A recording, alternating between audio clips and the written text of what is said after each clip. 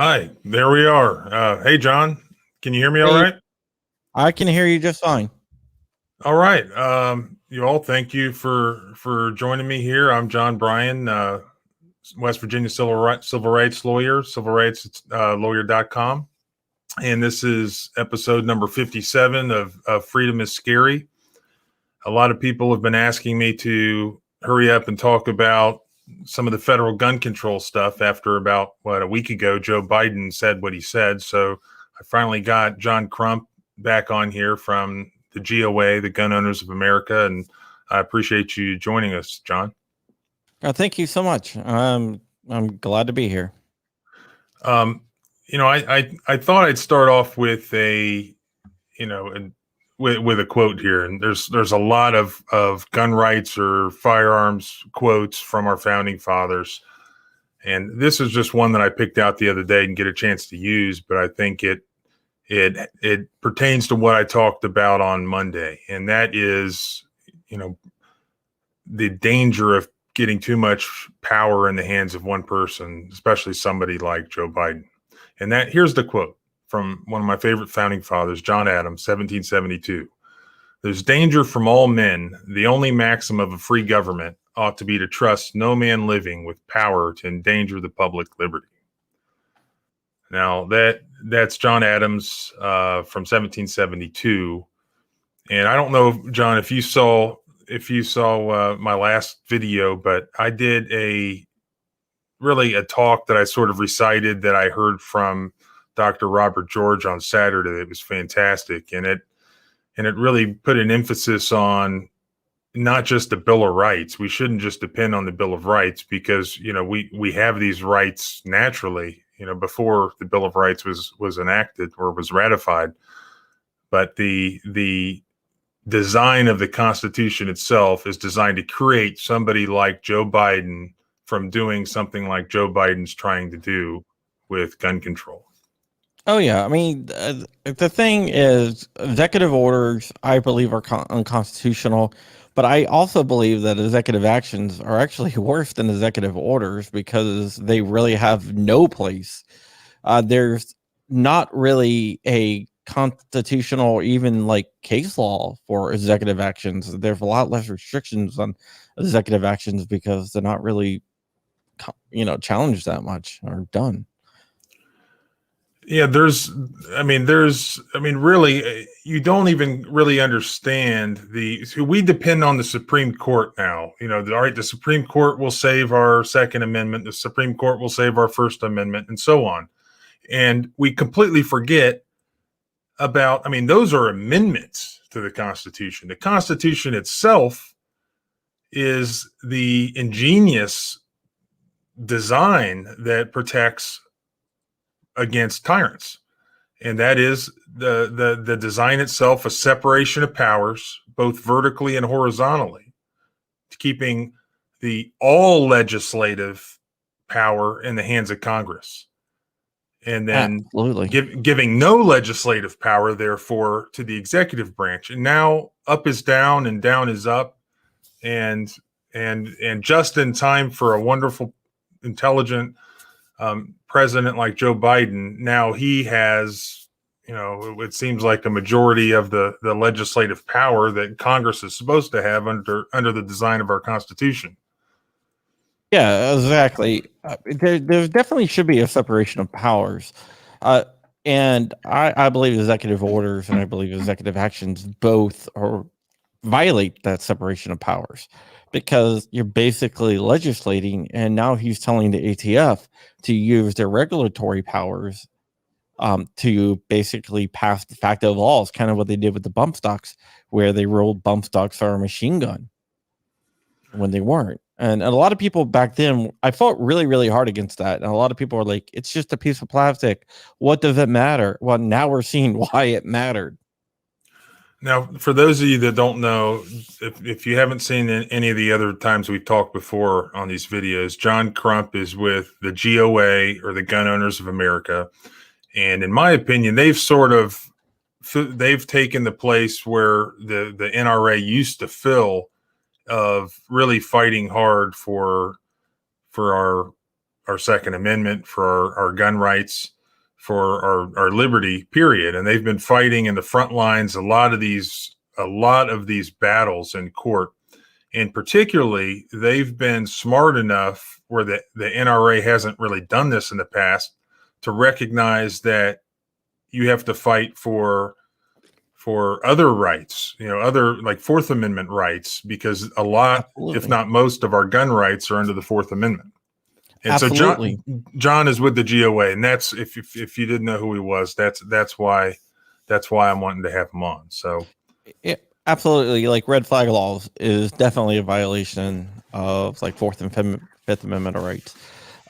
Like there's lots of overlap with the Second Amendment and the Fourth Amendment, for example, and a lot of that gets lost in translation because people only care about the Second Amendment. But a lot of these things violate more than just the Second Amendment. Like you can even look at like 3D printing, for example, and code, because code is free speech.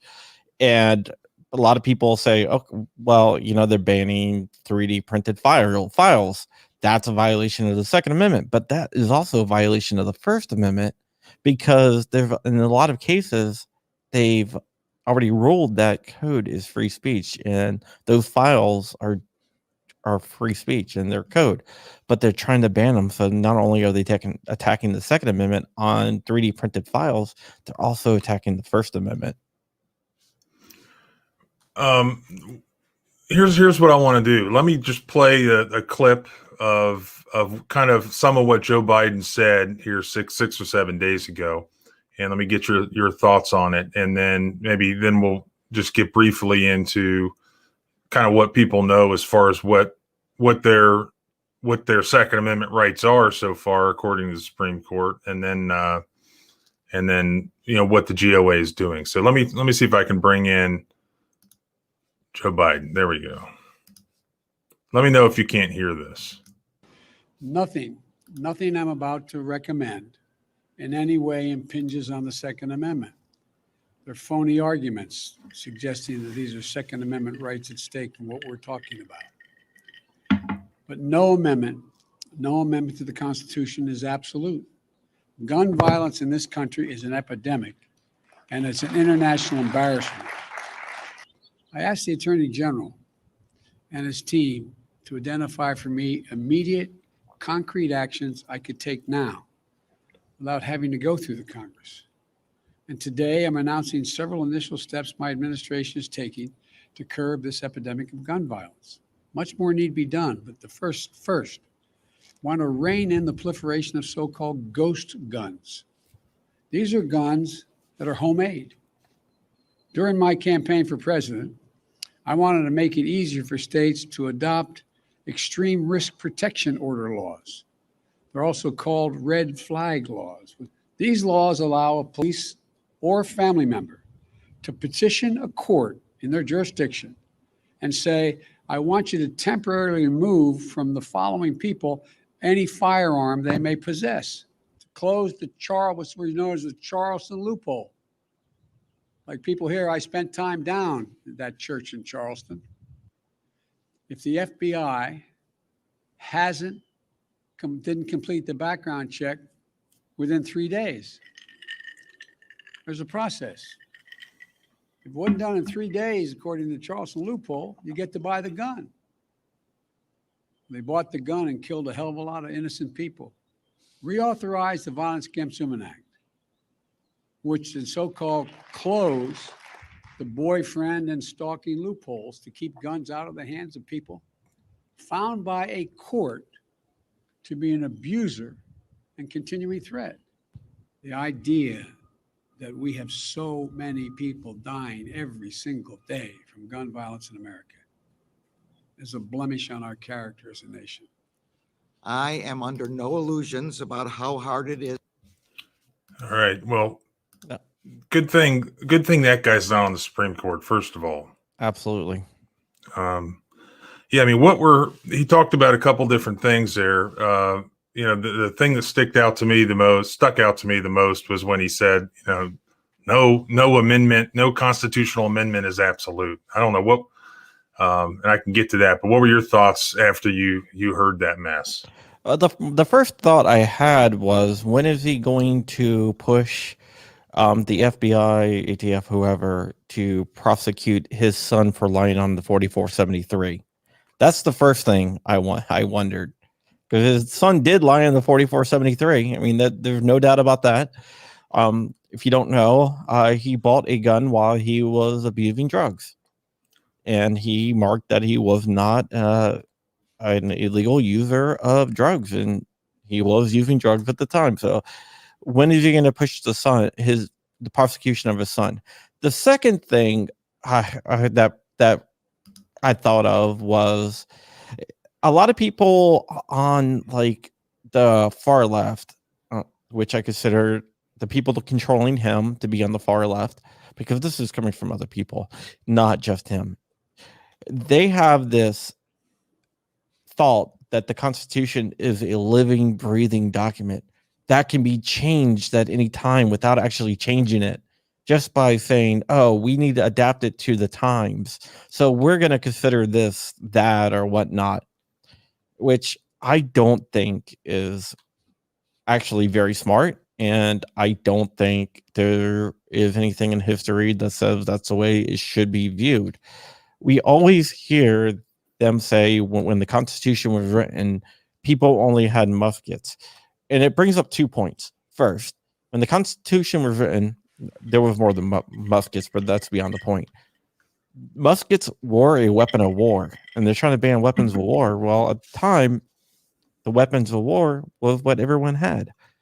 Second, if it only applies to stuff that was around during the founding of the Constitution, that means anything written on a typewriter or anything else is not covered by free speech.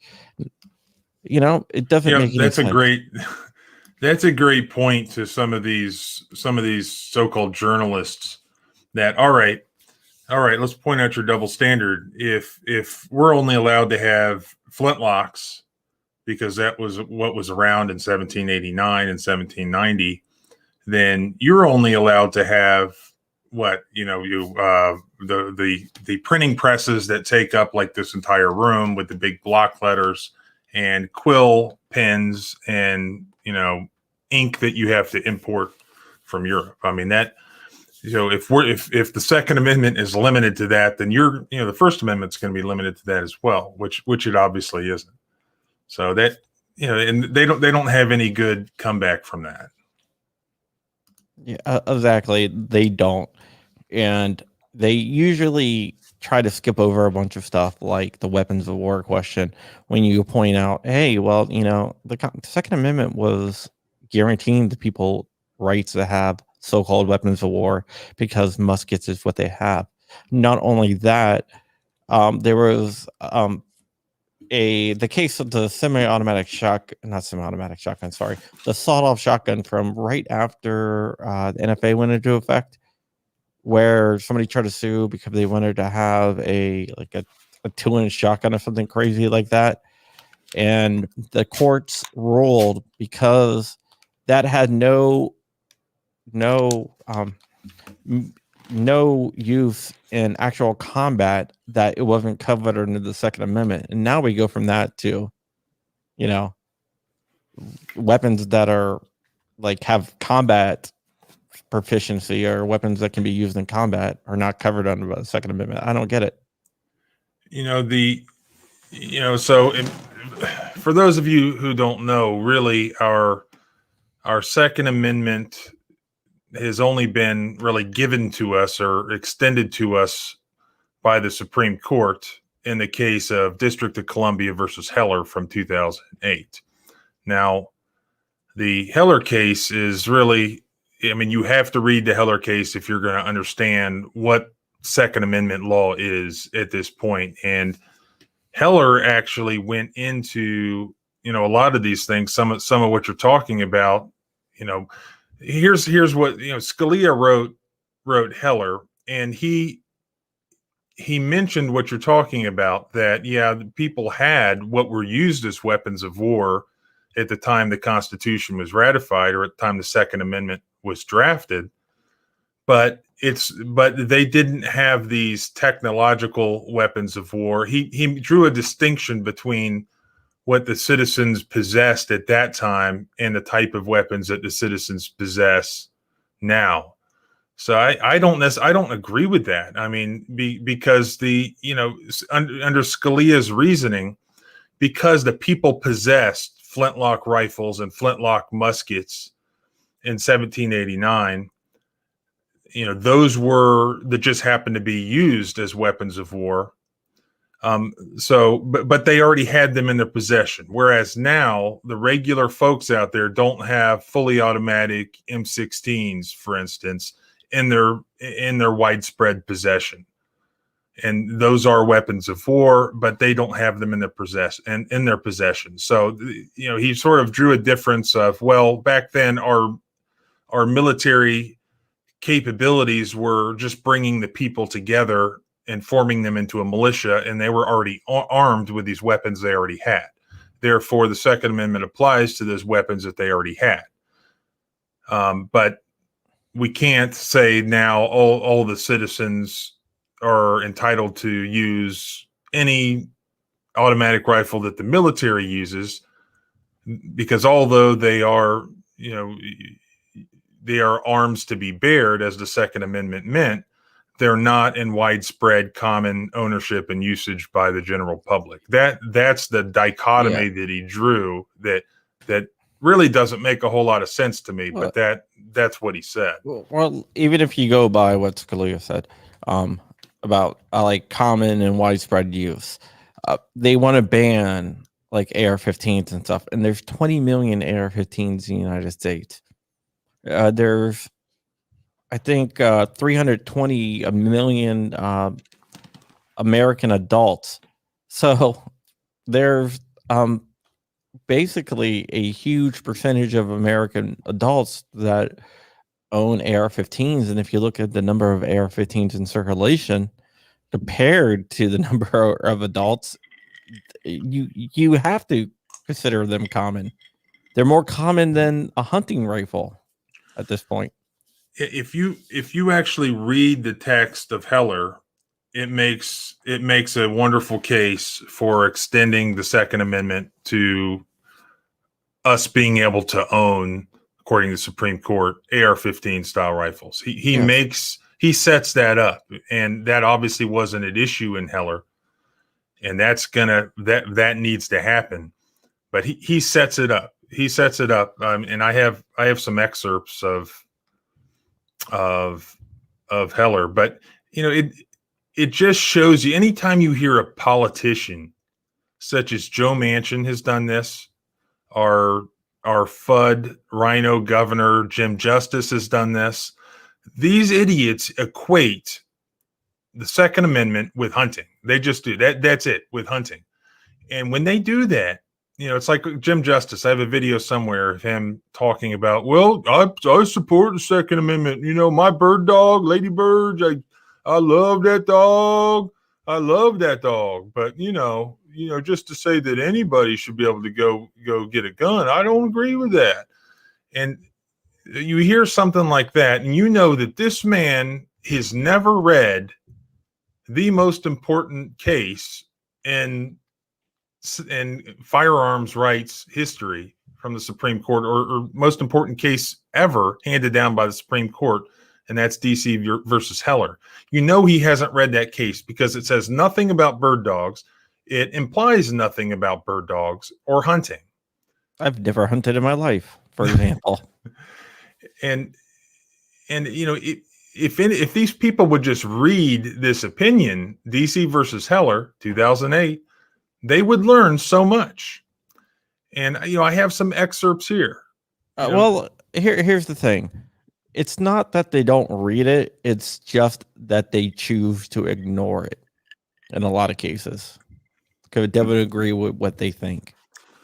Well, you're in Virginia, not West Virginia, so you haven't been subjected to the COVID updates that we get over here from our governor. So I think you disagree with me. I can guarantee you, I would bet $1 million that he has not read it. Absolutely. Oh, Yeah, I'm not His lawyers have read it for sure, but he Yeah, has I'm not not. talking about just him. I'm talking about a lot of people on the anti-gun side. Yeah, they just don't care. Before I get to specific excerpts from Heller that I think are important, let me show you. I was looking at an auction website, one of the big firearms auctions places that not just antiques, but also they auction all sorts of modern firearms, class 3 stuff. A lot of interesting things being auctioned right now.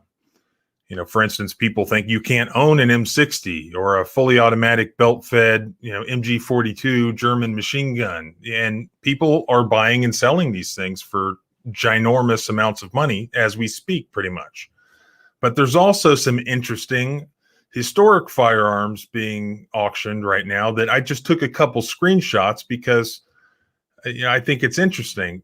You have Heller that states that if it was a firearm that was of common type of ownership at the time of the Second Amendment, that it's protected, or that it invokes the Second Amendment protections. Now, I don't know that they completely understand. People think that there were just single shot flintlocks around, and that's just not the case. No. The other thing that even courts such as the Ninth Circuit said the other day in their Young versus Hawaii case is that it wasn't meant to protect people carrying firearms with them, concealed or otherwise, and that's just a bunch of crap.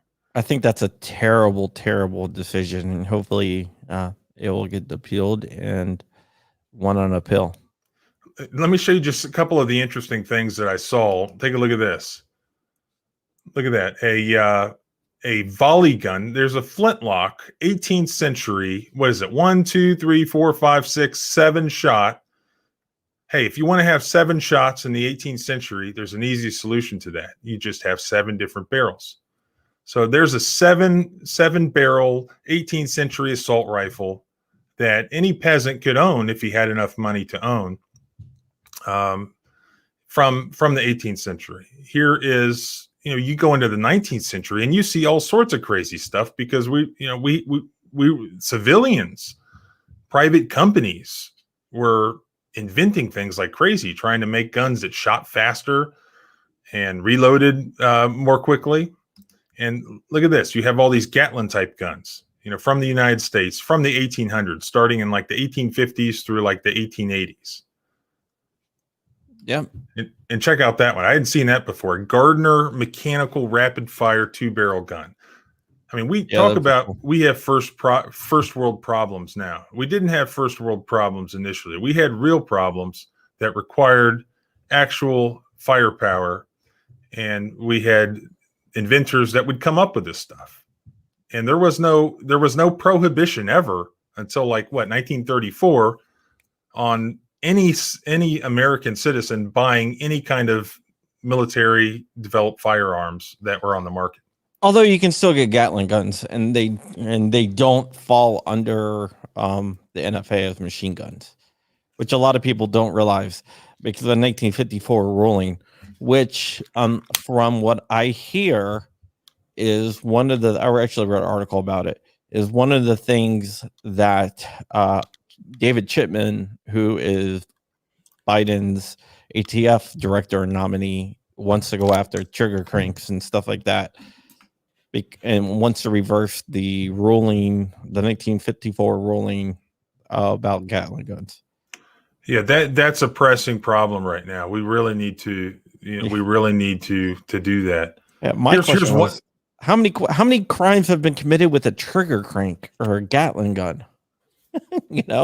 Well, that depends if you include video games or not, because I've seen my 13-year-old son, absolutely, commit crimes against humanity in Red Dead Redemption 2, if you know that video game. Yes. Where you're in the Wild West, and when he gets a hold of a Gatling gun in that game, I mean, he talk about a domestic terrorist. He absolutely terrorizes the Wild West. But it's outside of video games, I'm not aware of one happening. And if you like Gatling guns, in this one of these auctions I was looking at, and this is, I think, Rock Island auctions.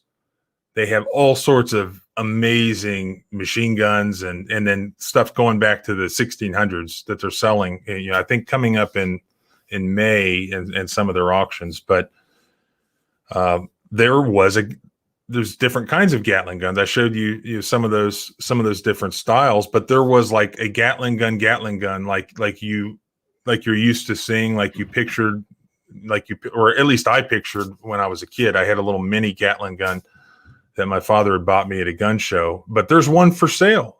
And so that's great. If you don't have to buy a $200 tax stamp and wait to buy it. You can just buy it now and not have to worry about the AFT. But, you know, it's only like $75,000. That's it. So, you know, if you've got $75,000 and you want to get around the NFA rules, well, you can buy one right now. Yeah, that would be nice. Yeah, I mean, I don't know. Have you ever shot have you ever shot a Gatling gun? Like Yes. a crank gun? Yeah, I have. I have shot it. They're incredibly fun. You just got to get the rhythm down. Just turn at the same rhythm, and they're a lot of fun. I did that out in Vegas. Do you think it was? Do you think it would have been, at least for the time, completely impractical? To roll around with a Gatling gun? I mean, to use, I guess to use in warfare. You know, warfare of the time. I mean, I guess you've got to get it there with a horse, but I mean, was it accurate? Let me ask you that. Could you actually hit what your aim, or are you just throwing lead? Oh, I mean, it was like at 20 yards. So at that point, you're gonna hit it. I didn't try it at any type of distance, but I believe you probably would be able to cut down some people, or at least break the lines by throwing lead down range. Going back to Heller, just briefly, there's a lot of really great excerpts that can be used out of there. I mean, here's a couple of them that I pulled out.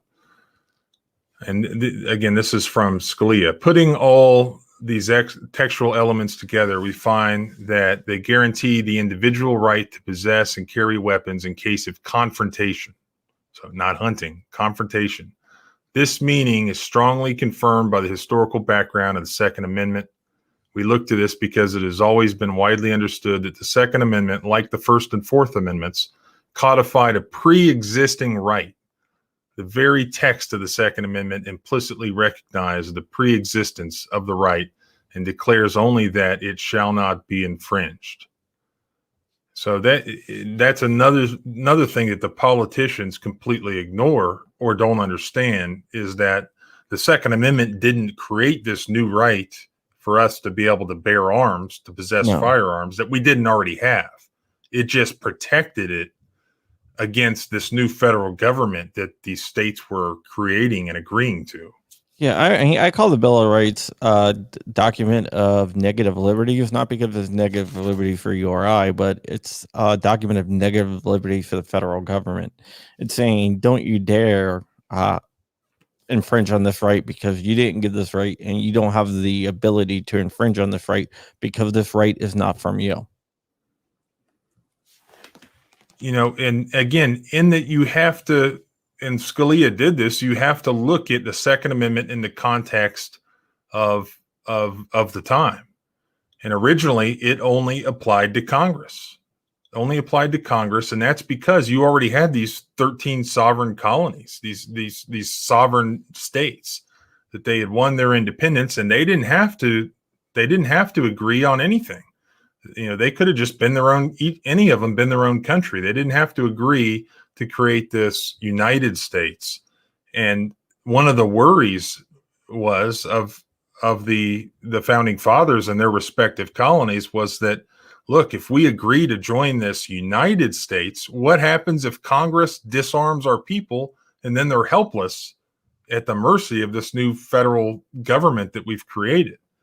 And Scalia says in Heller, he recognizes this. He says that in the tumultuous decades of the 1760s and the 1770s, that the crown, the English crown, began to disarm the inhabitants of the most rebellious areas.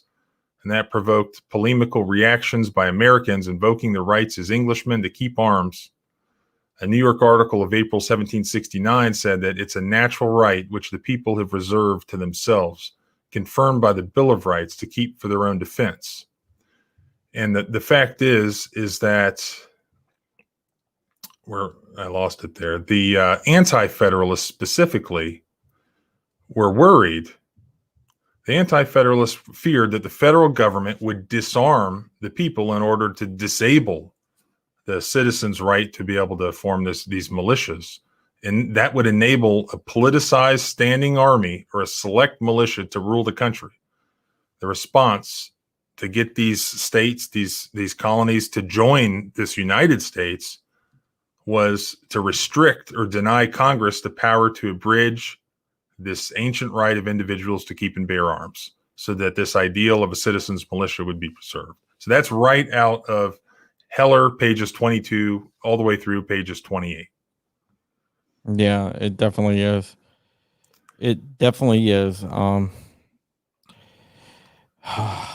So the right to keep and bear arms, not only it wasn't created by the Second Amendment, this is as per Heller, it wasn't created by the Second Amendment. We already had it. It was a natural right that we had even before. So, while it memorializes or codifies this right, the whole point was restricting Congress from what they can't do.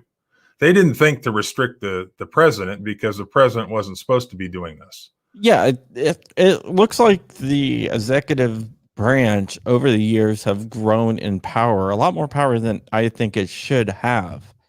There should be an equal balance of power, and right now I don't think that we have an equal balance of power. And with Biden's executive actions, not only on guns but on other things as well, it appears that he decided that he has more power than what the Constitution grants him. Yeah, Sharkey says M208, Law Rocket, 50 caliber, M16A1, M60. I do have a place called Swamp Dog Armory that is building me restoring me like an M2. Nice. So yeah, that's gonna be a nice machine gun. Bubba Smith, America's just run by mandates now. Might as well just have a president and governors. We don't need the rest of them. Yeah. Well, as I explained on Monday, really at this point, we'd be better off if we had a monarchy, because then at least we had some chance that we had a king or queen that was better than what we have now, and would protect our rights more than they're currently being protected. But they're not being protected at all. No, absolutely not. And here's all right. So going back to Biden's speech, he says that no amendment is, what did he say? That no amendment is absolute. Yeah. All right. No amendment is absolute. Now, I don't know if he was reading a teleprompter or what. I think what he meant to say, or what his people wrote for him, was that no constitutional right is absolute. The amendment absolutely is absolute. Unless the amendment is changed or revoked, it's there. So what he meant to, this is what he meant to say. And Heller went into the basic exceptions of what they said the Second Amendment were, even as of the date of the founding, the drafting of the Second Amendment. And that's the basic, where is it? So there seems, let's see. All right. This is the language I think his people were pointing him to. This is from Heller. Scalia wrote, "There seems to be no doubt on the basis of both text and history that the Second Amendment conferred an individual right to keep and bear arms. Of course, the right was not unlimited. So I think that's what he meant to say. No right is unlimited, not no amendment. Not the amendment is not absolute. I don't So, think he knows what he meant to say. No, you know his the thing. handlers might have meant to say that, but I don't think he does. Yeah, you know the thing. You know. Yeah, Like, the thing. The thing. But just real quickly, going back to Scalia, what he wrote, of course, the right was not unlimited, just as the First Amendment's right of free speech was not. See United States versus Williams. And everyone likes to say the yelling fire in a theater case. Thus, we do not read the Second Amendment to protect the right of citizens to carry arms for any sort of confrontation, just as we do not read the First Amendment to protect the right of citizens to speak for any purpose. Now, so there can be restrictions on the right to keep and bear arms, according to Scalia and Heller, and the basic ones come up. And I think is specifically what he said. Although we do not undertake an exhaustive historical analysis today of the full scope of the Second Amendment, nothing in our opinion should be taken to cast doubt on the long-standing prohibitions on the possession of firearms by felons and the mentally ill, or laws forbidding the carrying of firearms in sensitive places such as schools and government buildings, or laws imposing conditions and qualifications on the commercial sale of arms. Now, where that leads us to is, as of today in 2021, for a long time, we already have plenty of federal gun control. It already exists. In fact, under federal law alone, there are numerous restrictions on gun possession. We have felons, those who have been adjudicated as mentally defective or who have been committed to a mental institution, unlawful drug users or addicts, persons who have been dishonorably discharged from the armed forces, illegal aliens, and others. And as you pointed out with Hunter Biden, the president's own son, it's a crime to knowingly receive a firearm. Well, he didn't do this that I know of, but it's a crime to knowingly receive a firearm with an obliterated or altered serial number, a crime to possess a machine gun, unless you have the adequate paperwork in place, a crime for a minor to possess a firearm, except under limited conditions. Violent crimes or drug trafficking crimes committed with a firearm are subject to enhanced punishments. And there are other restrictions on possession and use of gun laws under state laws. Right now, I mean, we have all sorts. We have so much gun control that already exists that one person can hardly keep track of it all. Yeah. As of March 31st, there's a little over 27 million people that are not eligible to own firearms over the age of 18 in the United States. Going back to Hunter Biden, and what I meant to point out was that, when you buy a gun, you mentioned form 4473 is 4473, the one he lied on, which is a felony. So if you've ever bought a gun, from a gun shop, from a gun store, from an FFL, a federal firearms license holder, you have to fill out a form, and it says, have you ever been convicted of a felony, blah, blah, blah. You have to check all the boxes. And a couple of those boxes were actually applicable to Hunter Biden. Yeah. And he lied on that form, right? Yeah. Well, one said, are you an unlawful user of drugs? And at the time, he was smoking crack. So yes, he was an unlawful user of drugs. So he lied. And there's a rapper, his name escapes me right now, but he was busted for marijuana shortly after he had a gun, and they prosecuted him as a felony for lying on the 4473. Because they said, hey, you lied on the 4473. I cannot remember what his name is. Hank Strange did a video on him. But Biden smokes crack, and they don't do any, they just sweep it under the rug. Yeah, I mean, who knew? I mean, who knew? I mean, heck, I didn't know that you can't smoke crack and then go buy a firearm from a gun shop. I mean, heck, I could have been in trouble for that many different times. I mean, the funny thing is, when he's like, I cannot I cannot say for sure if those pictures of the person smoking crack is me or not. And I'm thinking to myself, if like, if somebody said we got a picture of you smoking crack, I would laugh because like, no, you don't. I wouldn't say, I'm not really sure if that would be me or not. Yeah, I'm not sure. It kind of looks like me, but I don't remember that crack pipe. Exactly. I know I wouldn't buy a purple crack pipe. I know that.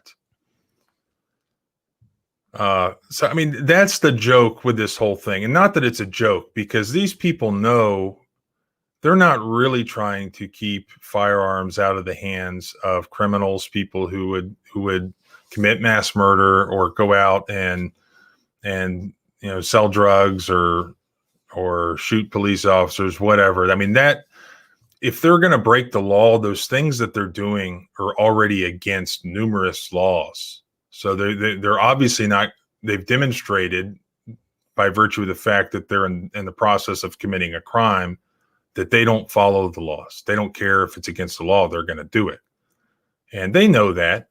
It's really about disarming. I think at this point, disarming their political opposition. Yeah. I did see a question out there. Somebody asked me if I think they're going to come after binary triggers. I think that is on the list, but I think it's on the top 10 list of things they want to do. That they are thinking about using regulatory powers to go after. But I think there's about 7 other things that are a little bit higher on that list that they're going to try to use regulatory powers. Yeah, there it is. So explain, what are binary and similar triggers? Okay, a machine gun is basically you pull a trigger and it fires multiple rounds with a single action. Pulling the trigger back, that's single action. A binary trigger, like the ones made by Franklin Armory, Fostech, and a few others, Digitrigger. When you pull the trigger, it fires one shot, and when you release the trigger, it fires another. So that is 2 separate actions, so it doesn't qualify as a machine gun. But it does speed up the rate of fire. They're fun.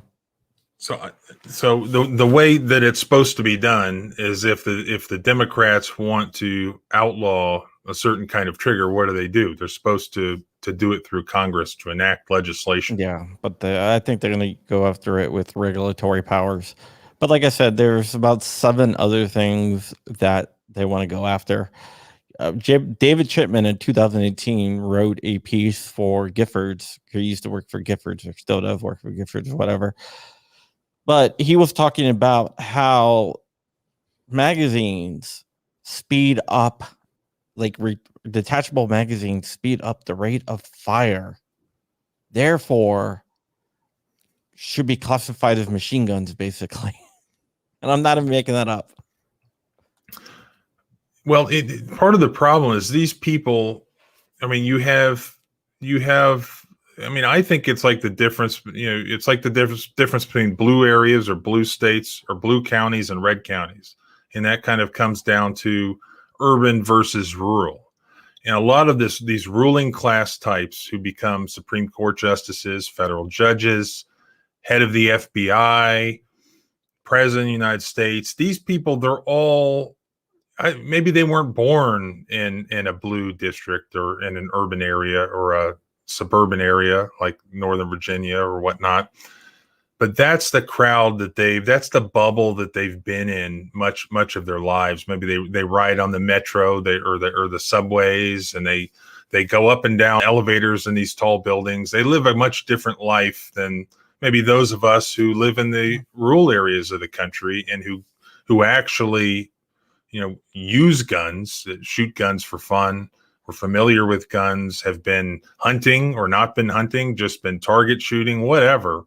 These people, that's not even a part of their life. It hasn't been a part of their life. For instance, do you remember when James Comey is testifying before Congress and somebody asks him, well, is it true? I'm paraphrasing. Is it true that you can buy guns on the internet? And he's like, well, I don't know. That's a good question. And he basically demonstrated that he had no idea that you couldn't just order a gun as a regular person off the internet, which you should be able to do, and have it delivered to your house, yeah, you could buy a gun off the internet, but then it goes to a gun dealer, and then you got to go to that gun dealer and you got to fill out that form that Hunter Biden lied on, and you got to get your FBI background check and all that. So yeah, you're buying a gun off the internet, but what the hell difference does that make? Because you're still ending up at the gun dealer. He didn't know that because he'd never bought a gun, very clearly.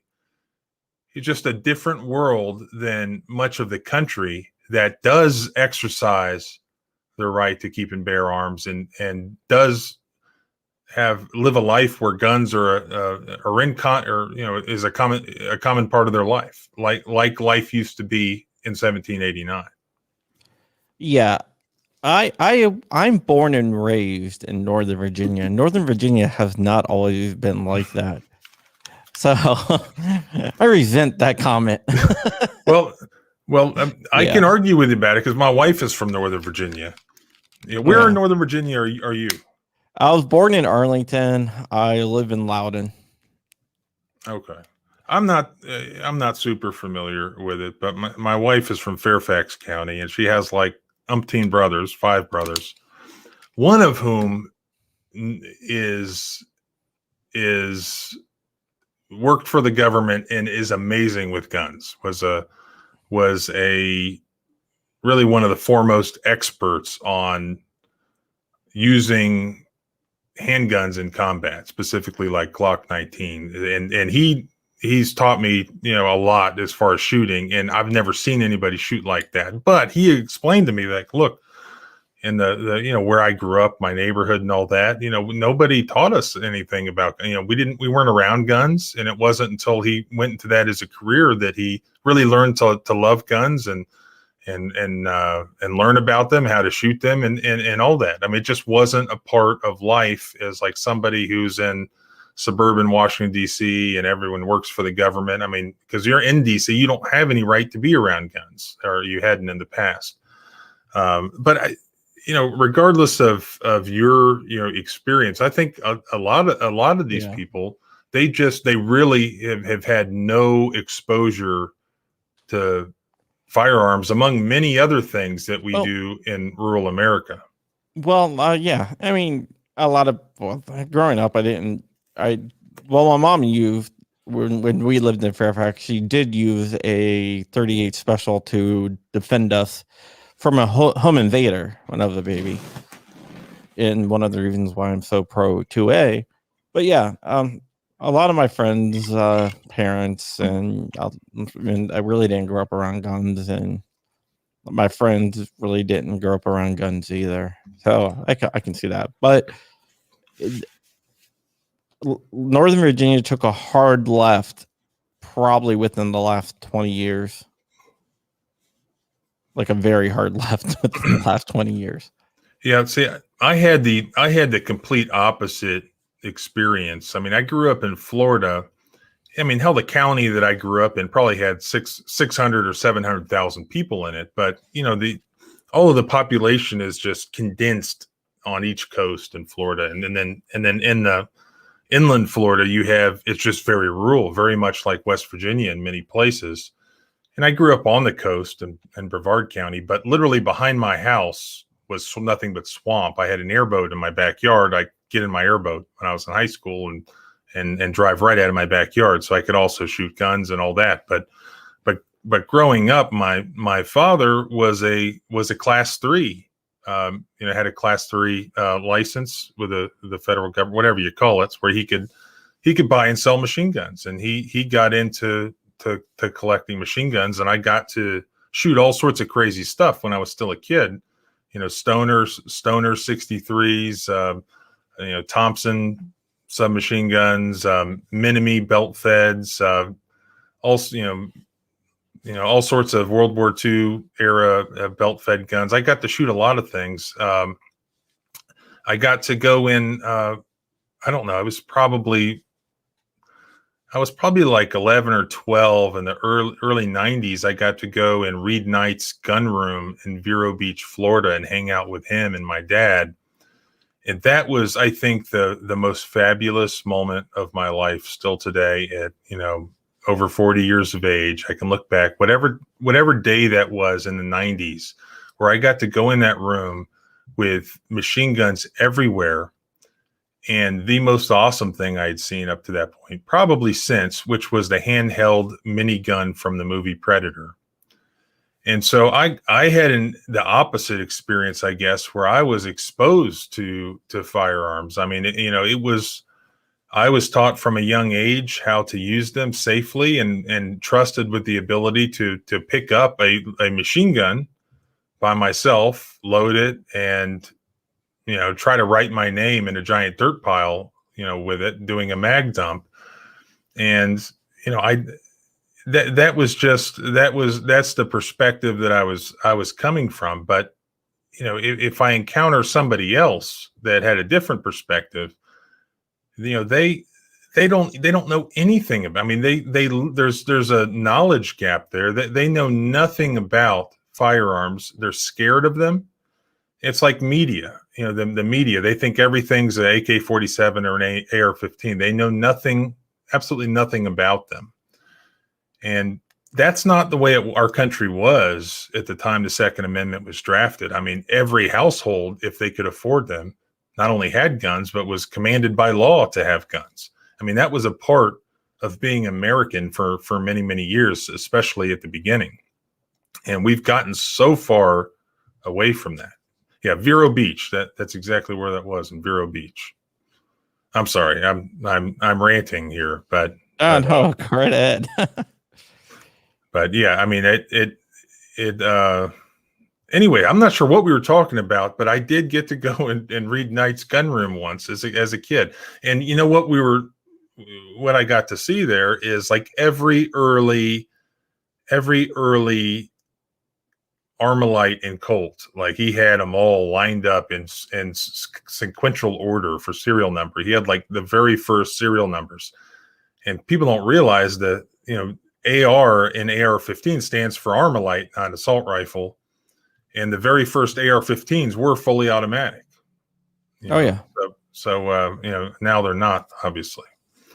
Oh yeah. The history of the AR-15 is very, very unique, and it's very interesting. I highly recommend anyone look into it if you want to read a good story about AR-15s and why they were created and the oppositions to the AR-15s and how they developed over the years.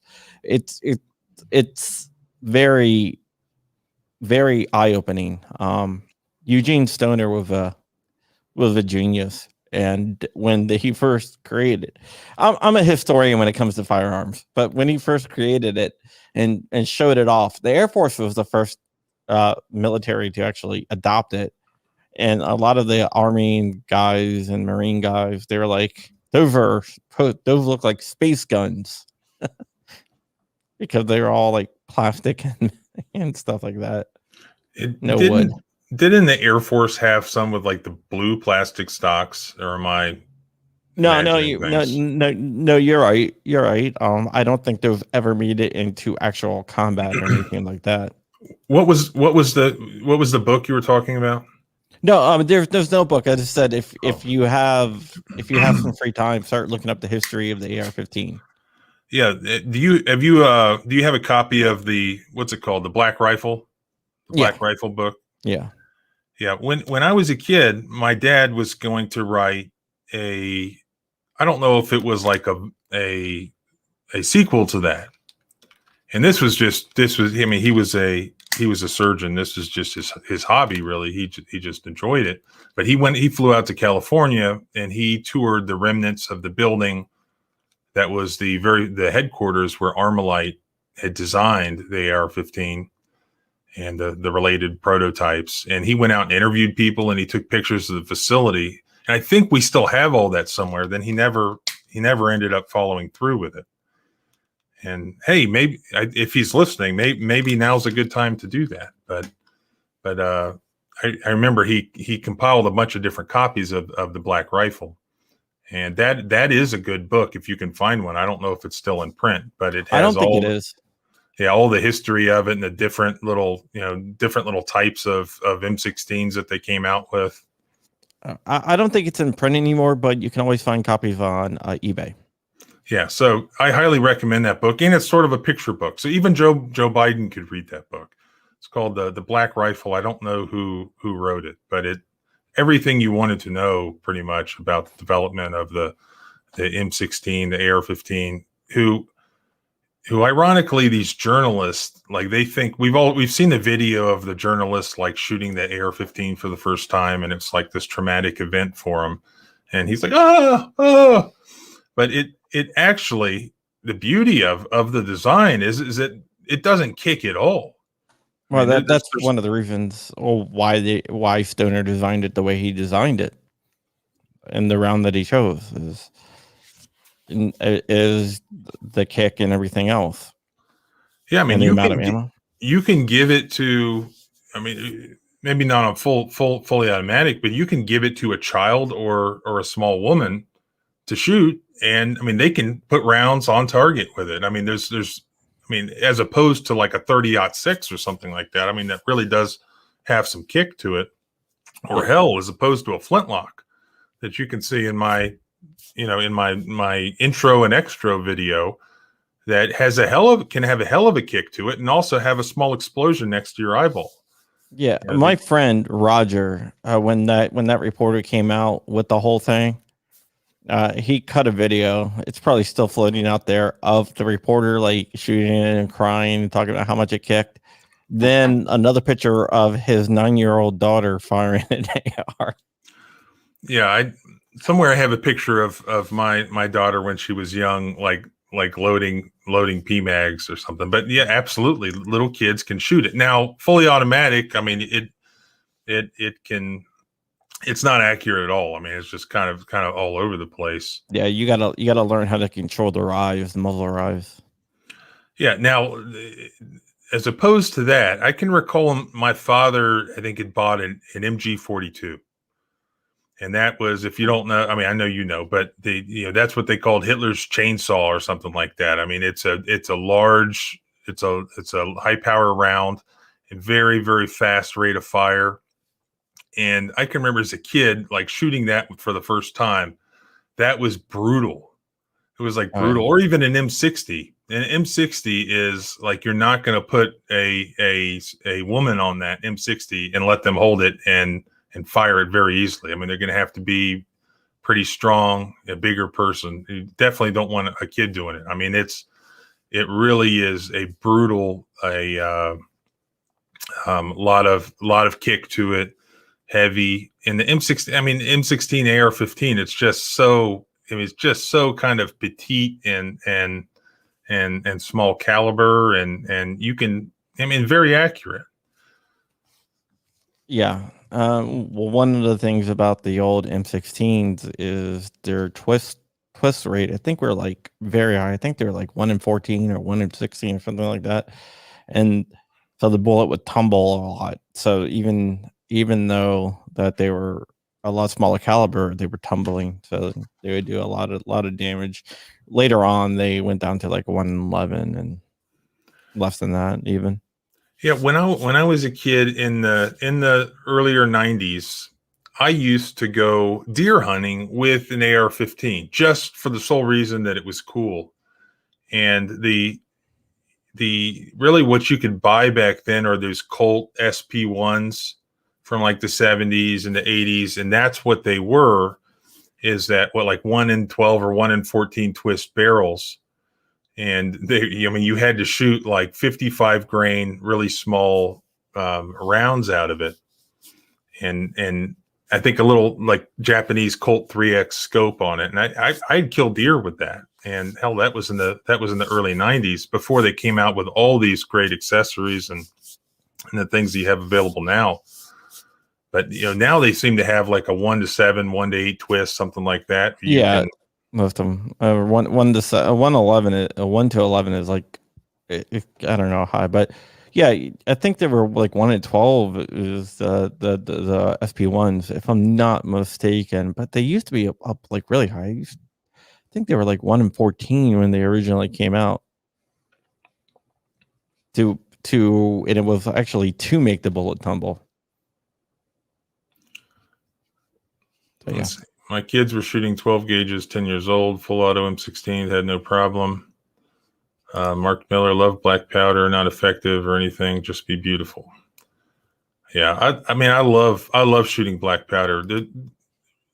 There's two things really I've found that are really fun to shoot. One is machine guns, and then the other is black powder, like especially flintlocks. I get really equal fun out of shooting both of those things. And flintlocks, like like Biden hasn't tried to, call the AFT down on flintlocks just yet.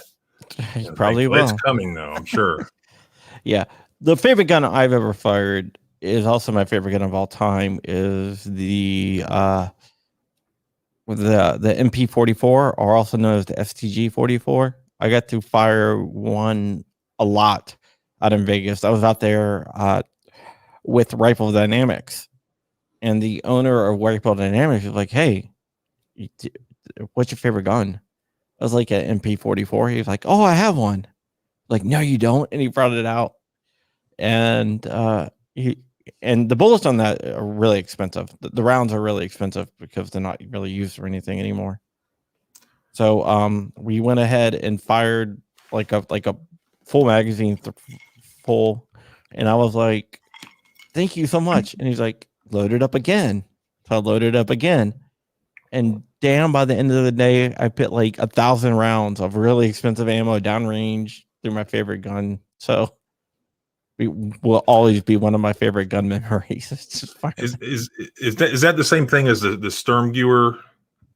Yeah. It's basically what the AK is based on. It's if you look at it, it looks like an AK. If you look at this most recent auction that I'm talking about, that's up right now at Rock Island auction, they have, I think, one or two of those, and they also have this super futuristic looking assault rifle that the Germans came up with in World War II. I think maybe towards the end of the war.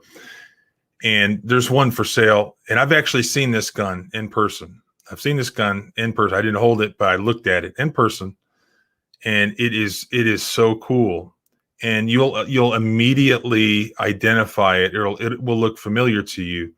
And that's because it looks just like the laser gun that the stormtroopers have at Star Wars. It was actually designed after a Nazi assault rifle. And I never realized that. Yeah. There's one for sale in this auction right now, and it's only like $500,000. Yeah, I think for like the STG-44s go for like $100,000 if they're all original. Kalashnikov says he didn't rip when he was alive. He said he didn't rip off the STG-44. He had no idea that it existed. But if you look at the two rifles, it's like, yeah, he ripped it off. I know he says that he based the AK on the M1. Go shoot a original AK-47 from like the 40s and shoot at STG-44 or MP44, whatever you want to call it. You're gonna be like, yeah, Kalashnikov had a lot. This influenced them a lot. There's no way you can tell me that he wasn't influenced by it. Speaking of that gun, I think I saved a screenshot of it as well. I didn't put it on the StreamYard where I could show you, but I think I have a way to do that. Let's see. Because this is just really cool. All right. $375,000. I was close.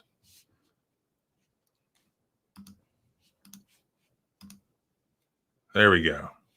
Check that out. Yep. Now, what's that called? Interesting thing while you're looking all the information up. Not only did Star Wars use that, if you also notice the Han Solo's gun is also based on another German gun. FG-42, that's what it's called. Yeah. FG-42. So George Lucas took a lot of inspiration from like German guns. Yeah, there we go. FG42 intended to be a weapon to replace all prior categories. Enough suppressive power to replace the machine gun, agile enough to replace the submachine gun. So there it is. Only like $375,000 estimate. Not exactly the lightest, though. So I don't see how that would. Yeah, well, trial and error, I guess.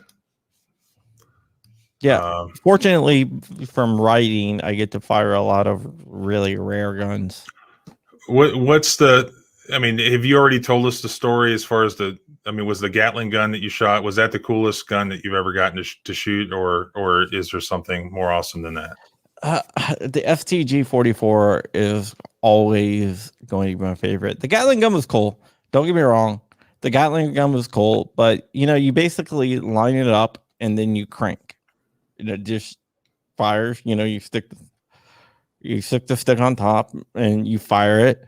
So that was cool, but I don't know. It just doesn't feel as cool as actually handling the gun, especially when you have someone lining it up on the target for you and everything.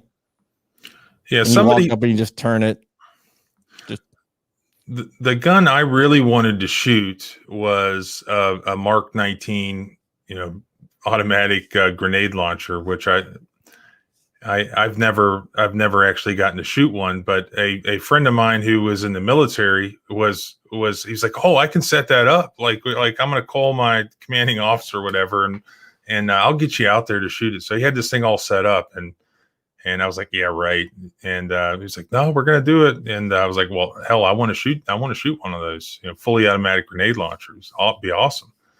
And it fell through. Yeah. In the end, I wasn't allowed to do it. But other than that, I think my favorite gun to shoot has been an M60, just a belt fed M60. I mean, when you let loose, one of my intro videos, I have me just going through a belt with M60. It's just awesome, especially growing up in the generation of Rambo. Yeah, I think that's been my favorite. I've never shot an M60. I've shot an M249. And I've never shot one of those. Yeah, I've shot a lot of guns. The one gun I want to shoot, and a lot of people don't understand why, is a gun called the Liberator, which was dropped over occupied France, which was like a single shot gun. It's probably not the safest gun to shoot because chances are it's going to blow up in your hand because they're not exactly the most well-built guns, but I just think it would be cool to shoot one. Well, I know what you're talking about. I haven't shot one, but I have seen one. I've only seen one in my life.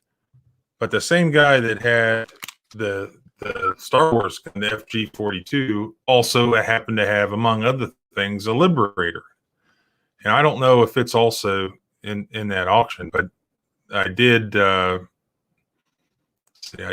somewhere snap a picture of it. I don't know whatever I did with it, but yeah, those are pretty cool, and we may end up going back to those eventually. I mean, if Biden's able to actually end up confiscating our real firearms, we'll be back to having to manufacture some sort of Liberator out of sheet metal.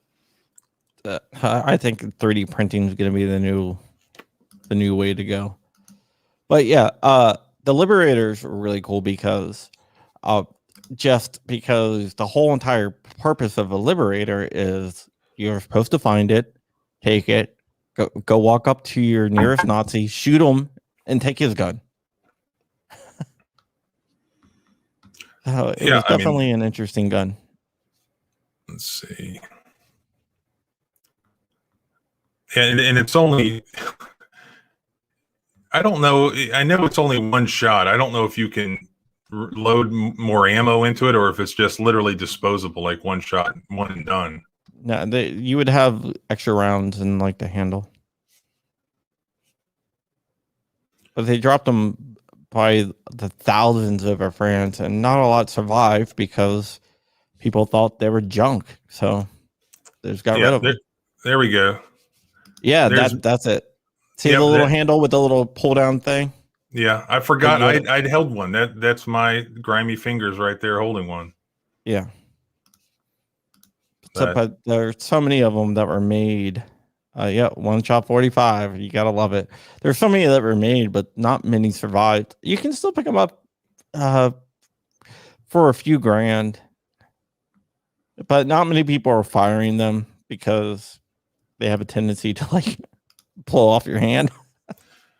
Another, speaking of ammo that's expensive, I got to see one time there's a guy in Pennsylvania that had all sorts of great World War I stuff. And among the items that he had was I forgot what the actual name of it is, but it's a tank gewer. This German anti-tank bolt action rifle. Yeah. Huge barrel. Huge caliber. Somewhere I have a picture of that I took, but they shot that thing. They were telling me in order to do it, they had to have the ammo custom made. And so it was like some huge amount of money per round that they shot this thing. But I mean, obviously that was worth doing. They also had a German field gun that they had ammo made for as well. Yeah. I mean, there's some, there's some people who will custom produce ammunition. You have to be worried. You have to be wary not to run afoul of the ATF, because if it's over like 50 cal or whatever, then they consider it a destructive device. In fact, Chipman wants to mark 50 cals destructive devices because he says you can shoot down helicopters with 50 cal guns, but you can shoot down helicopters with any type of gun, really. And the thing is, he claimed that in Waco they did shoot down two Texas National Guard helicopters with Barrett 50 cals, which never happened. Well, it's sort of like the federal judge the other day when I was arguing in the Walker case that said, well, isn't any AR-15 basically selectable to be fully automatic? Shouldn't every AR-15 be viewed by law enforcement to be fully automatic? I mean, this is just when you have people, not that we're supposed to have the judiciary legislating, and not that you're supposed to have bureaucrats and presidents legislating, but in the 2021 that we live in, they do, and some of these people have no idea what the hell they're talking about. That is correct. That is definitely correct. They don't, and a lot of people don't understand firearms, and most politicians don't understand firearms. And speaking of courts misunderstanding, let me share this real quick. This is the decision from the Ninth Circuit in Young versus Hawaii that came out the other day, and that just was really an awful decision. These federal judges from the liberal Ninth Circuit out in California really went through the history, since Heller says that we have to look through the history of what firearms were in common ownership at the time of the Second Amendment, and that is going to tell us whether or not there's Second Amendment protection. They really went through some bad history, and they named like every English gun control law that they could find. And I did a video on this back when it happened, but this is so easily disprovable that they make the point that there was no pre-existing right to bear arms outside of your house, that there was no right to, maybe you could have one in your home because that's what Scalia wrote in Heller, but we had no pre-existing right or natural right to carry handguns concealed or out while we travel. And that's just so wrong. These are some of the things that I've highlighted from the decision, where they say that, common weapons, people couldn't carry arms around them if they're uncommon, or they terrified other people, that the public carry was not threatening only if done by wealthy people. The desire for self-defense was not a good enough reason to go armed openly, and that a man cannot excuse the wearing of such armor in public by alleging that somebody had threatened him, and that for his safety, he wants to carry a gun. They go through all this really bad law, Early American colonists brought to the New World English sensibilities over the carrying of arms in public. The colonists shared the English concern that the mere presence of firearms in the public square presented a danger to the community. And New Jersey acted first. In 1686, the colony passed an act against the wearing of swords in public. And Massachusetts Bay then outlawed affray, rioting, and disturbing and breaching the peace. Then New Hampshire. Then of course, Virginia required people to wear arms publicly. But they go through all this law, this false history that they say suggests that colonists brought with us this English acquiescence to firearm limitations that was outlined in the Statute of Northampton from like the 1300s in England. I mean, it's just complete malarkey, complete BS. And actually, I mean, I think in reality, the English led the way in coming up with new ways of being better armed in public and having firearms that were more concealable. And I mean, so many of these 18th century guns are just little flintlock pistols that were designed to be put in your pocket. For instance, I have one here. Look, this is just a little one-shot flintlock pistol. You can see how big my hands are. I mean, you could stick the thing in your pocket, and that's what you did. You had it in your pocket, and if you had a problem, you stuck it right in somebody's gut or chest and pulled the trigger. It wasn't for hunting, wasn't for anything else. And these were widespread. These were just your one shot that you had at self-defense to save your life. And I mean, they were widespread. You could get them in any design that you wanted. In fact, many designs, and this goes back early 18th century, like 1720s and 30s. They had, I mean, this was the style.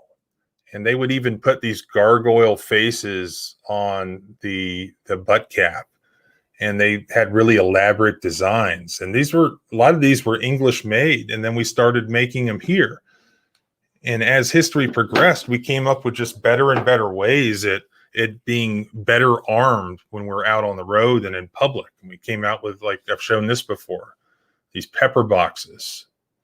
Again, if you just make more barrels. And that's how, firearms history progressed. And how does the Sixth or the Ninth Circuit explain that? They can't, because American history and even English history before that was about being armed when you're out on the road, because, life was dangerous. There were all these highwaymen and all that. So that's a battle I think we're going to have to extend the Second Amendment outside the home, because Heller only says that you have a right to have a handgun for self-defense inside the home.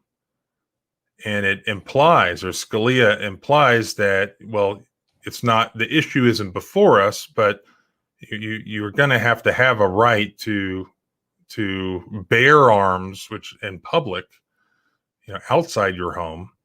But that issue wasn't yet before the court. And now the Ninth Circuit has gone against that and said that, there is no right to bear arms, when you're traveling somewhere or outside your house. That's basically what it says. But Young versus State of Hawaii, I'm sure you read it, but people should read this stuff to see kind of what we're up against. Oh, yeah. And the other great case that came out that I also talked about was the case that the GOA, the Gun Owners of America, litigated. And that was out of the Sixth Circuit. The bump stock case? The bump stock case. Yeah. I assume that you had been following that case. Yeah. One of my best friends was actually the guy who litigated it. Was that Robert Olson? Yeah. Rob Yeah. He's, if not my best friend, one of my best friends. Well, I'll tell you what, he's a fantastic lawyer. I mean, yeah. That's one of the reasons I say, if you want to donate to the cause, if you want to donate some money to this fight and this big fight that we're facing now, donate it to the Gun Owners of America, because they are fighting this fight, and they have people like Rob Olson that know what they're doing. who's not in it for the money. He's in it because he is a 100% true believer. See, let me bring up, I have that decision up here as well. Yeah, there it is. So, for example, this is one of the great things that the GOA does is fight these fights in the courts. And you can see right here, look at the headline, Gun Owners of America. Gun Owners of America versus Merrick B. Garland. And this is the bump stock case.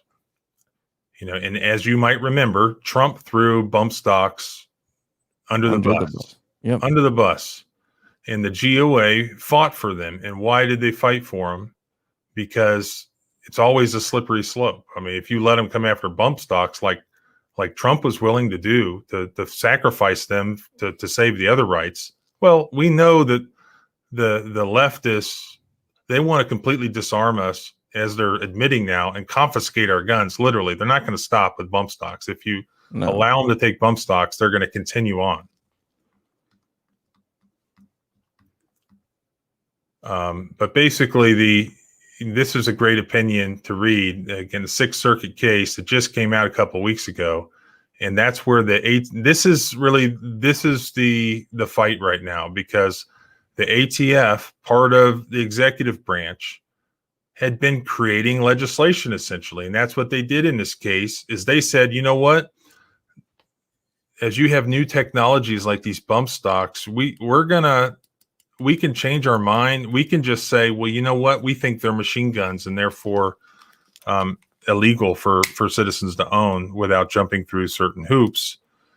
And that's what they did after a bunch of people had owned these things. And it wasn't Congress that said, all right, well, we're going to outlaw bump stocks. No, it was originally President Trump who directed the executive branch to do something about bump stocks after that shooting during the country music concert. And this is what they did. They outlawed bump stocks just by, changing their own interpretation of the definition. Do I have that about right? Yeah, you have that exactly about right. Oh, it's been nice talking to you, but my son is a little bit sick. I've been trying to send you messages to the private chat. Sorry. No. I always tell John and and the other guests, like, look, when you need to go, I'll keep talking about this stuff for hours. No, my son's just a little bit sick to his stomach. So.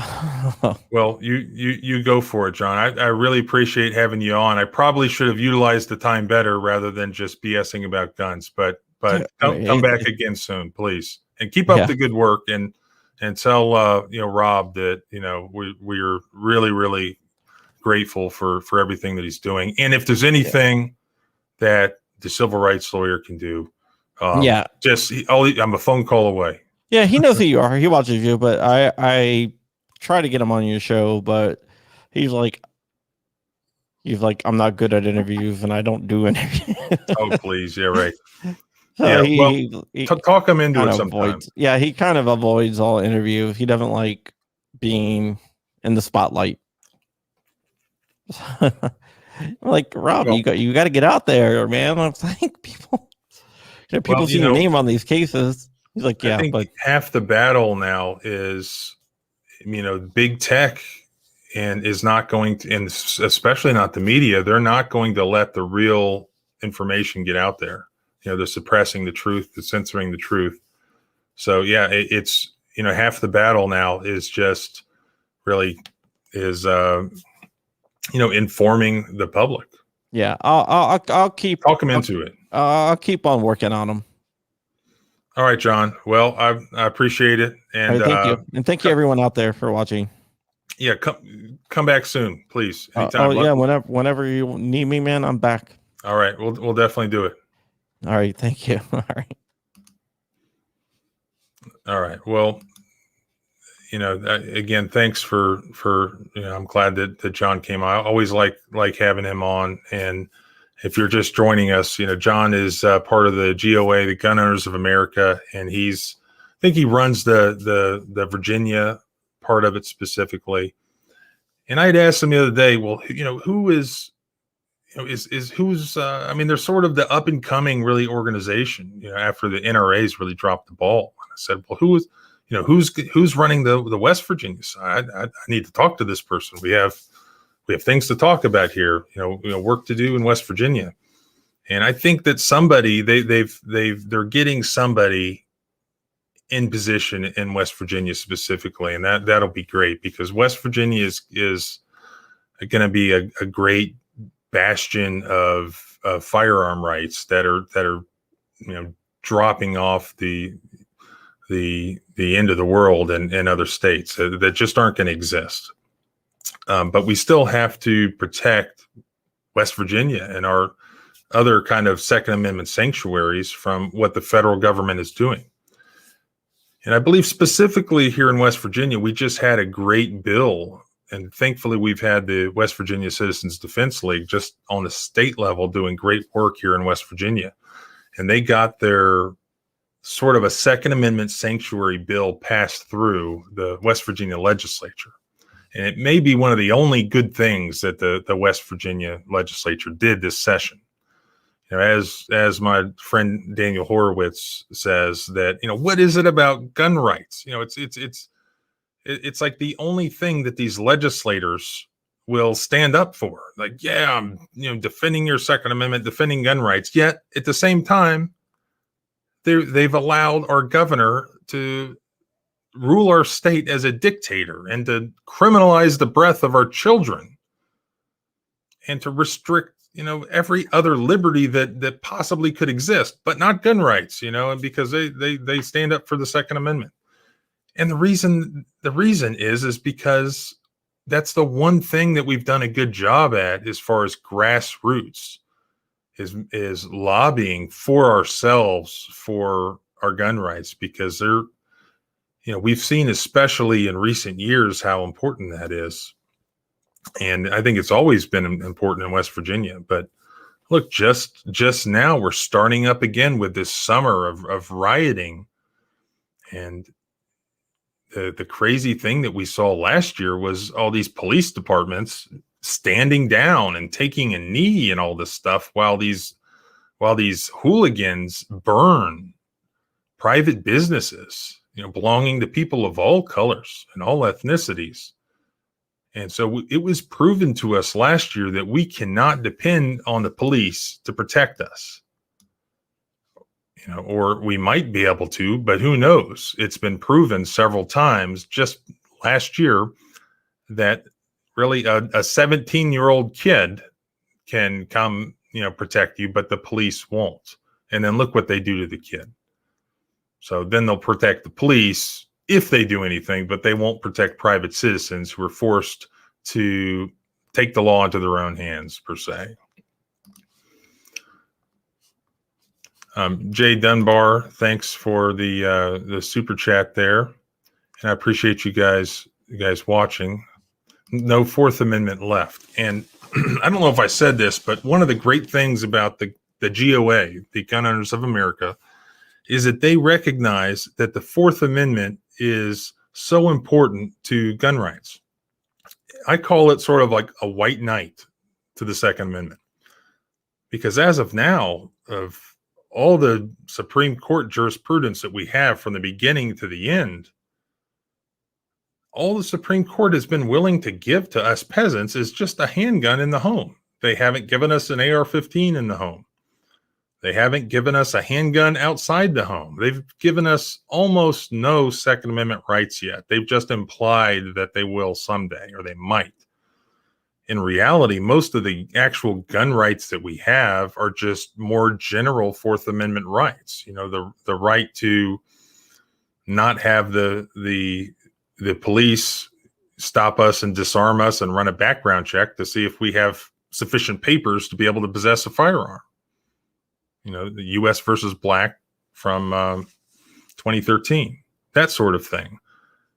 What rights do you have when the police pull you over in your car, or you're open carrying as a bystander? Those are all Fourth Amendment cases that are very important indirectly to gun rights. They also protect whatever lawful behavior you're engaging in.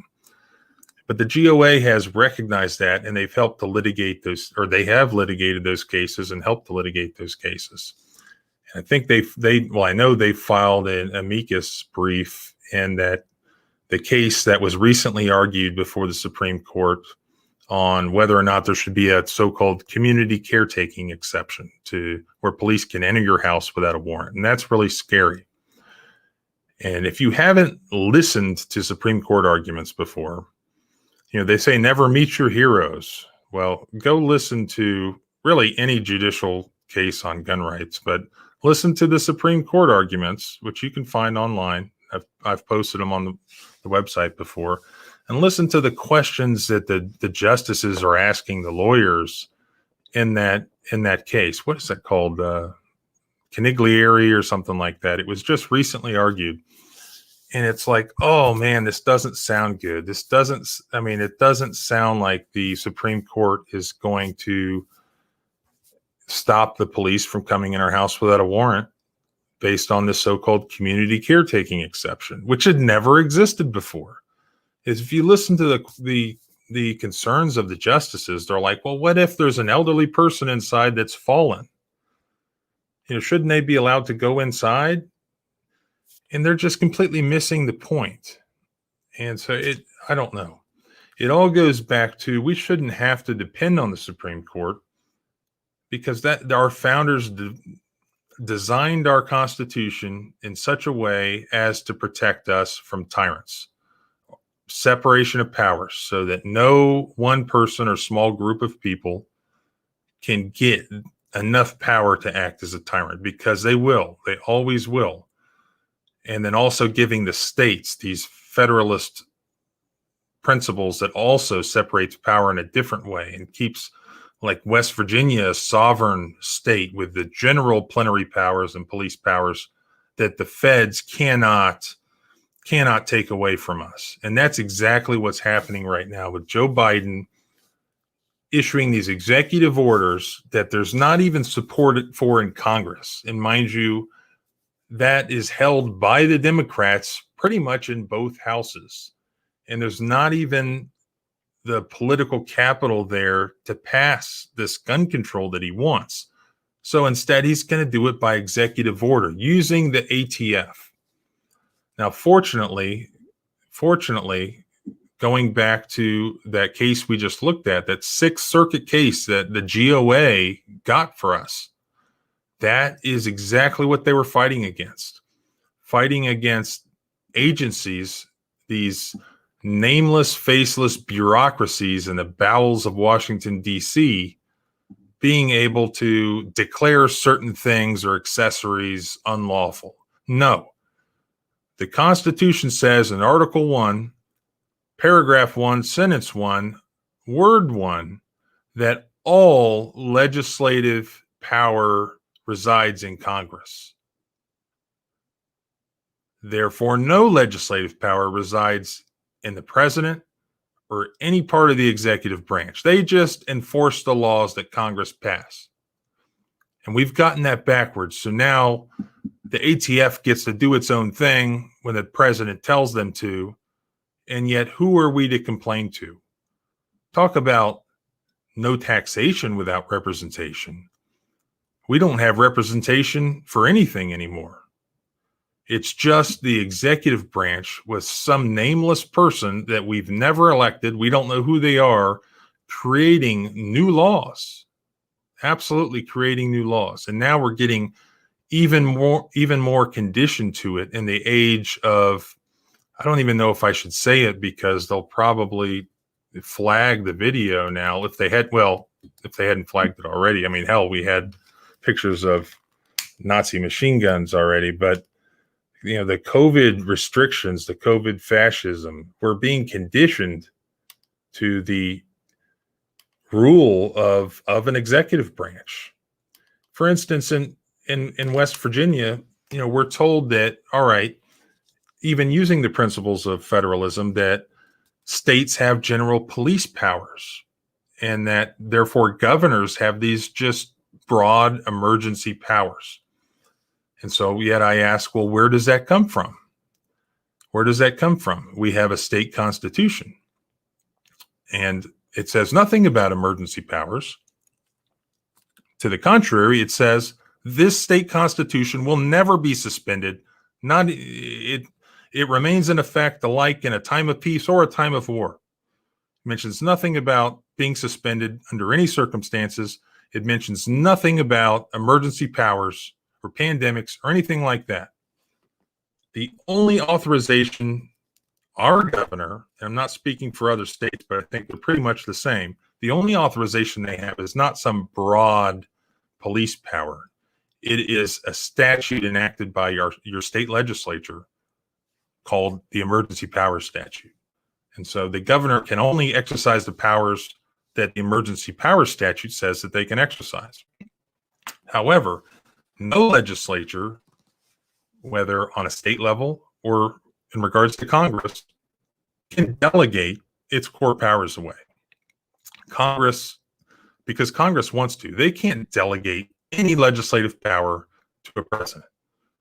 That would violate the Constitution. That's what the Supreme Court's supposed to be doing, is striking stuff like that down. No state legislature with separation of powers in their constitution, such as West Virginia, can delegate their legislative power. And there was actually a case here in West Virginia where the West Virginia Supreme Court struck down a program or a statute that the West Virginia legislature had voluntarily passed that gave like the Board of Pharmacy the ability to create new criminal misdemeanors having to do with prescription drugs. And the West Virginia Supreme Court said, no. Even if our idiot legislature wants to give their powers away to the executive branch, they're not allowed to do it. That violates the state constitution that has an express separation of powers. So we need to get back to, on the state level and the federal level, just following the basic rules that we were given by our founders, our state founders and our federal founders. And it's the inherent structure there that keeps power from amassing in the one individual or group of individuals. But we've ignored that, and that's what we have now, is Joe Biden going after whatever the cause celeb is for the gun control advocates, whether it's bump stocks or whether it's pistol braces or binary triggers. And the one thing you can be sure of, if they're allowed to do it, whatever they're going after today, whether binary triggers or whatever, it's going to be something else tomorrow. They're never going to stop. They're never going to stop. Just here for the banjo. Yeah, I heard that Robert George, the constitutional law guru and law professor that I was talking about on Monday, did a live video today. Somebody emailed me, and that he was playing the banjo. So I think that is a sign. I think that is a sign that we must have something in common. Laziest, no amendment is absolute, shall not be infringed, seems pretty absolute to me. The Biden administration is tyrannical. Now, it's true that no amendment is, there forever necessarily, in the context that, well, amendments can be changed. We could have a convention of states. We could strike down amendments. We could change amendments. So yeah, without following the process, they are absolute. There's no other way of getting rid of them without following the process. You can't have a Supreme Court say that, the Second Amendment violates the Constitution, because it is the Constitution. The only way of changing the Constitution, and this is a great point, the only constitutional way of changing the Constitution, for instance, getting rid of the Second Amendment for those who are against the Second Amendment, is to follow the process that our founders gave us. And I think it is Article 5 of the Constitution, of calling a convention of the states and revoking, rescinding, whatever you call it, the Second Amendment, or changing it in some way. That's how it's done. That's the process, and all of our states are supposed to be involved, because that was the deal when we agreed to join the Union. But now they're trying to do it through other means, either through the Supreme Court or through Congress or through the executive branch. All of those would be unconstitutional. But they can't even get it through Congress, and they haven't been able to get it through the Supreme Court. It's heading slowly in the other direction.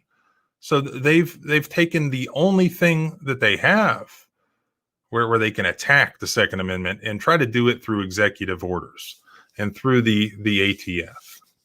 And really, it just looks like persecution. They're persecuting their political enemies. They're trying to disarm their political enemies.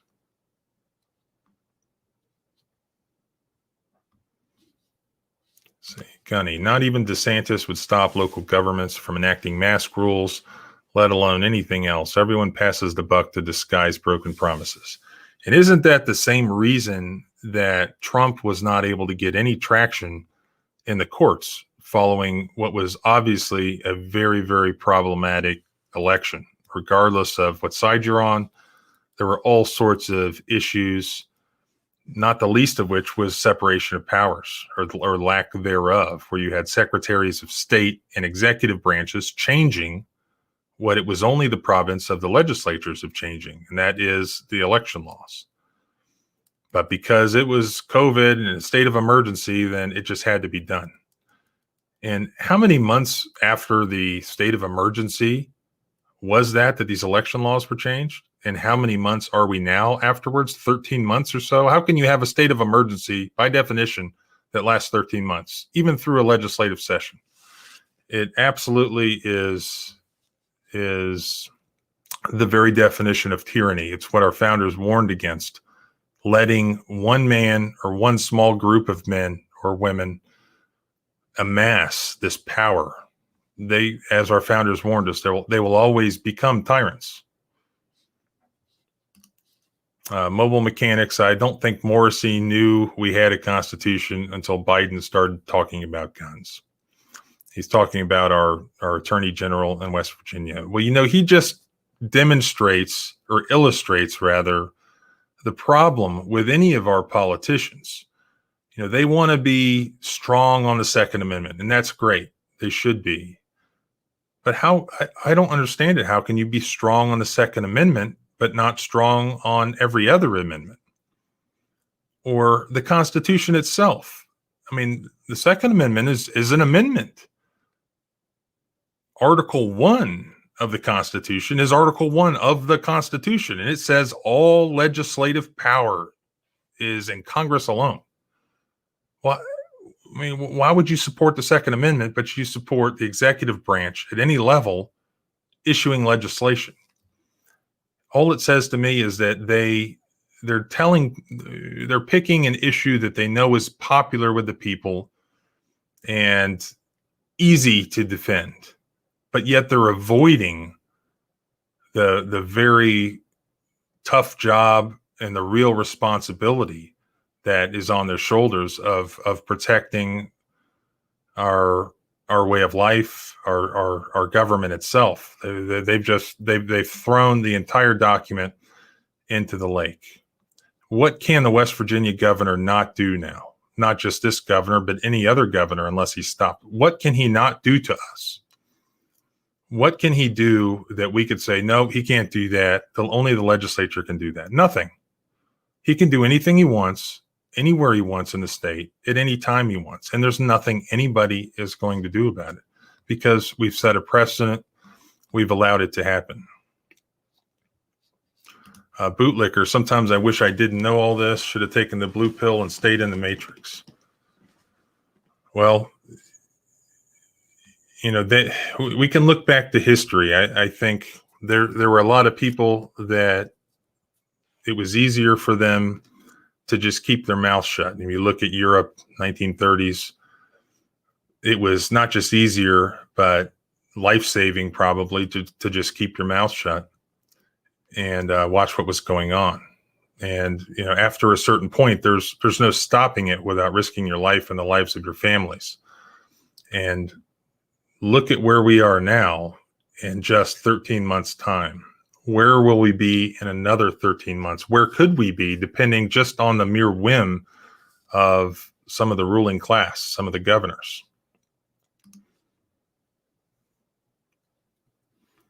Metal Mocha, that's a pretty sweet name. The Constitution only has meaning if we the people back it, may require sacrifice, and many people just fold.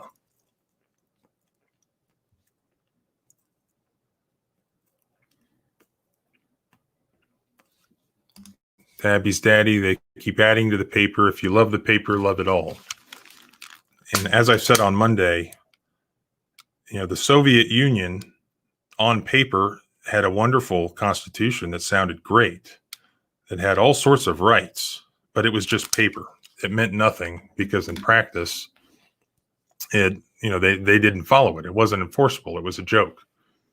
And we're pretty quickly heading to that. We need to talk about Sandy Hook documentary, not on GoogTube.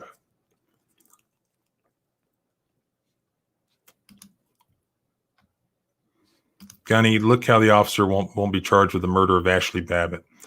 Yeah, Ashley Babbitt was the female Trump supporter that was in the Capitol that was shot to death. Really the only casualty to violence of the so-called insurrection was an unarmed, middle-aged blonde woman. I don't remember if she had any kids, but she was married. I mean, obviously, it's disgraceful, and she's been ignored.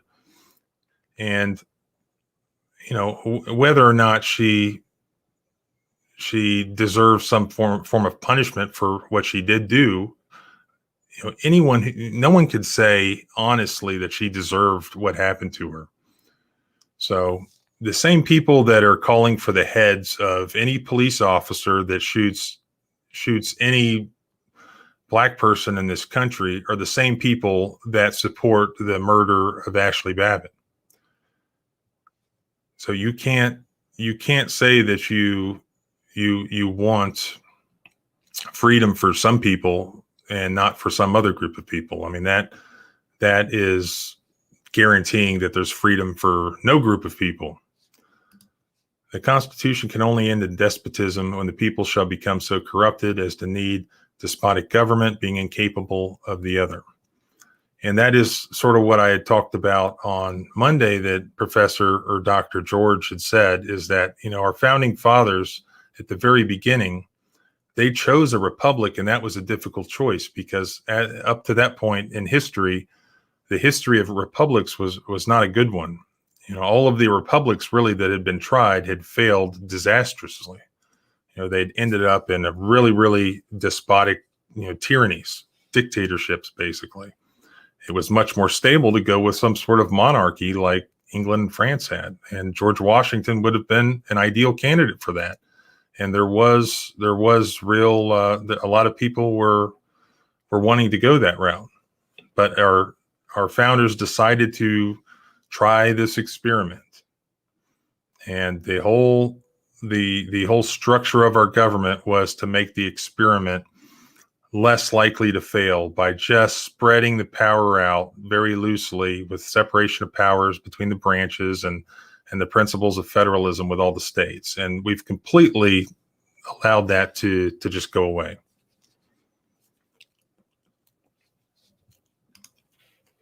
I saw multiple videos. The Ashley Babbitt shooting was justified. Anyone in the same position as the officer would have done the same thing. I mean, I don't think that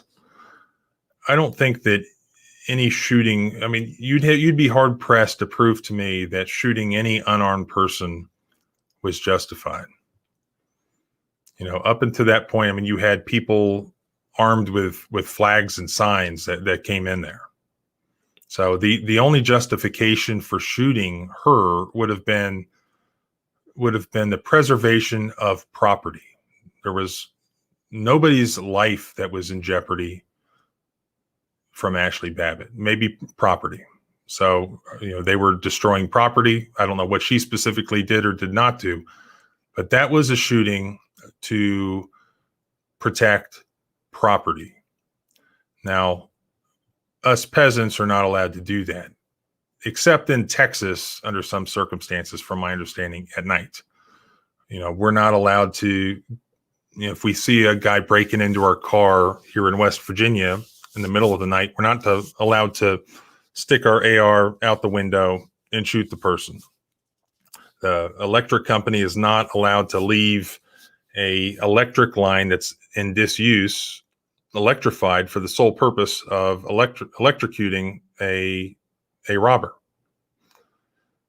That is a basic principle of our law in pretty much every state in the country, that you can't use deadly force to protect property. And that is pretty much, in my opinion, what happened with Ashley Babbitt.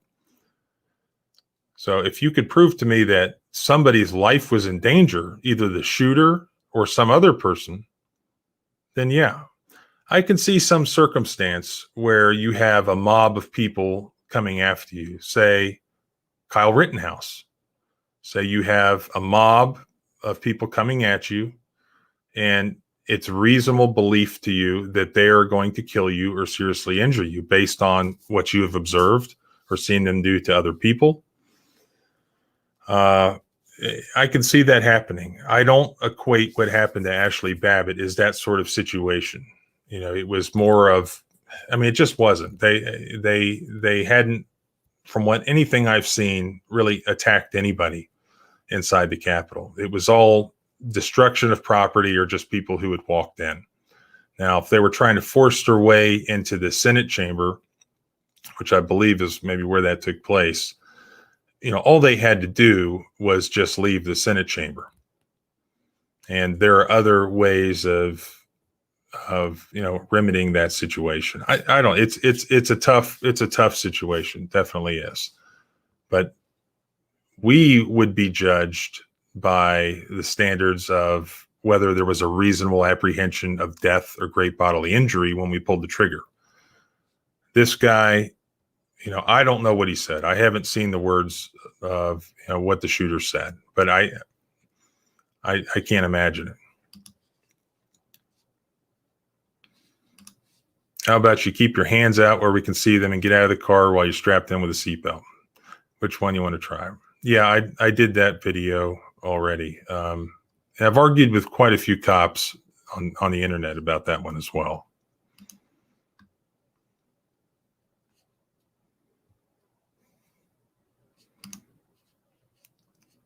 Lion watch documentaries about tyranny and philosophies of Noam Chomsky. His conformity and collectivism is sickening. All right. Here's your argument. The officer had no way of knowing that she was unarmed because she was wearing a loose hoodie. Well, was that reasonable under the circumstances to think that she may have been armed? She's wearing a loose hoodie. Okay. So under the same analysis that police officers are judged and that citizens are judged, it has to be reasonable. So the analysis they have for police officers are the Graham factors. So the severity of the crime that the person is suspected to have committed before, i.e. the dangerousness, what do they know about the person? The only thing I believe he would have known about Ashley Babbitt is that she was one of the protesters who came into the Capitol. And he would have believed that she entered unlawfully. Other than that, specifically, was he able to say that he saw her committing any violence? If he was, then maybe it would be reasonable for him to assume that she might be armed in her loose hoodie. Also, the standards that we judge police officers with, the Graham factors. All right, severity of crime, that's the dangerousness factor. We have the one I always forget, whether they're actively evading or resisting arrest. That doesn't really apply to that sort of a situation. So was she under arrest and actively resisting being arrested? I think she was on the other side of the door, right? So there was no arrest in progress. Maybe he would say that she was disobeying orders to stop or to turn around, something like that. And it really comes down to the last factor, which I think was the important factor in the other video, Jim, that you're talking about, the Norfolk one from the other day. And that comes down to whether there was an immediate threat of somebody's physical safety. That's what it's going to come down to. It's what it should come down to. Was there a reasonable belief that the officer who was the shooter or somebody else was an immediate threat of physical safety, that was sufficient to justify the application of deadly force? And for the reasons already said, I don't think so. I mean, they it's not their house. It's not like they have a castle doctrine or stand your ground law. I mean, they could have just left that room. Did they have somebody in that room that they believed their life was in danger? They couldn't just leave like they did in the House chamber, like Pelosi did or whatever, or they did with the vice president? No, they drew a line on the sand, I think, and they shot somebody to death to stop them from coming in that house or that chamber. So I don't think that would, if those are the facts that you have with a police officer shooting in any blue state in the country or any blue city in the country, I think we'd have riots and politicians virtue signaling. But because it was a Trump supporter in the Capitol, it's a different standard. Janet, hello. Fred Johnson. When issues of unconstitutionality are not challenged for long enough, it is though consent to proceed in that manner is expressly implied. And Fred, do you know what precedent they've relied on for all of this COVID fascism? You know what it is? It's the Jacobson case from the early 1900s, vaccine case. That's what they relied on. There was no precedent for it. Isn't that scary that's what they used to really just boom, to take all this power and take the freedom away from people. And once it's gone, it's gone. And now they have all sorts of other precedents that in turn relied on Jacobson. And a funny thing is that I read a 2008 study that was co-authored by my favorite doctor, Dr. Fauci, where he discusses the pandemic of the Spanish flu in 1918, and then the one that happened in like the 40s and 60s, 1968, I think it was. And they're planning for how to deal with the next pandemic in the United States. They go over all the different things that could be done in preparation. And do you know what was not mentioned a single time in that article? Again, it's from 2008. They didn't mention masks at all. Wasn't even mentioned. To the contrary, they mentioned that they had dug up these soldiers that were killed in the Spanish flu, and they ran some tests on them, and they realized that they didn't actually die from the virus. They died from secondary bacterial infection. Now, we know that the Spanish flu is really the only pandemic from the 20th century where masks were in widespread use. Now, they didn't state that, and you're not allowed to even ask the question now, but did the fact that they were making these homemade masks that were probably as dirty as our masks are now, did that have something to do with the bacterial infections developing in people's throats and going into their lungs, which was killing them? I don't know. Hopefully we don't find out one day that a lot of the COVID deaths were due to bacterial infection caused by forcing people to wear these dirty masks. They got off the floor of their car or off their rear view mirror. And unlike the Spanish flu, we were conditioned and forced to wear them. But that's not really what this video is about. Bible Prophecy News, thanks for joining. If Randy Weaver would have just complied, then his family would still be alive today. Karen, so true. Many are learning now, not all gone, still written. Senator Mike Lee is trying to save our hearing by loosening suppressor transfer red tape. Absolutely. The funny thing is, getting back on the gun rights subject, is there are places in Europe where you can go into a store and just buy a suppressor.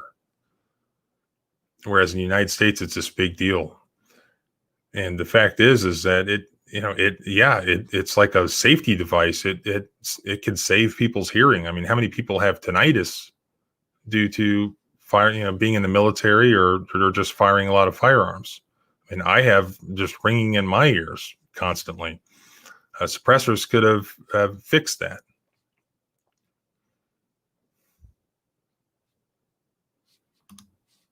Back to Ashley Babbitt. Many people stopped trying to break in after the cop issued orders. The cop couldn't see them because of his cover. He could only see her, and she decided to start climbing in, so he shot her. Well, if that was his explanation, then I think he proved the case against him that he acted unreasonably. One of the rules that everybody knows that they're taught from the time of childhood around firearms is that you don't fire at what you can't see. And not only do you have to know what your target is that you're shooting at, you got to know what's behind your target. Every kid that's taken hunting is taught this lesson. You don't shoot at a noise in the bush that you think might be a deer. And so it sounds like this guy was shooting at a deer bush. And he didn't even know what was behind his deer bush. And there have been cops who have done this before. And I have a video out there you can watch of a police officer shooting my client through his front door. And the fact is it's pretty tough to claim that somebody is a threat, an immediate threat, when you can't see them. Now, if he had some indication that somebody had a firearm and they were shooting through them, that's different. If they're shooting at you through the wall or the window, that's different. But nobody was shooting. I don't know of even any guns that were involved in that whatsoever. So, I think that's a tough row to hoe. And it's just the fact that it was an insurrectionist Trump supporter that was killed and that it happened in the Capitol. That is what is getting him out of trouble.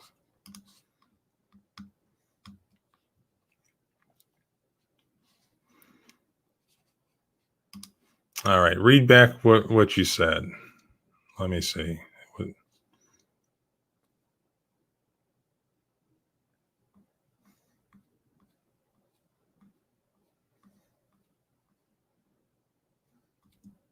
Well, I think I read what you said.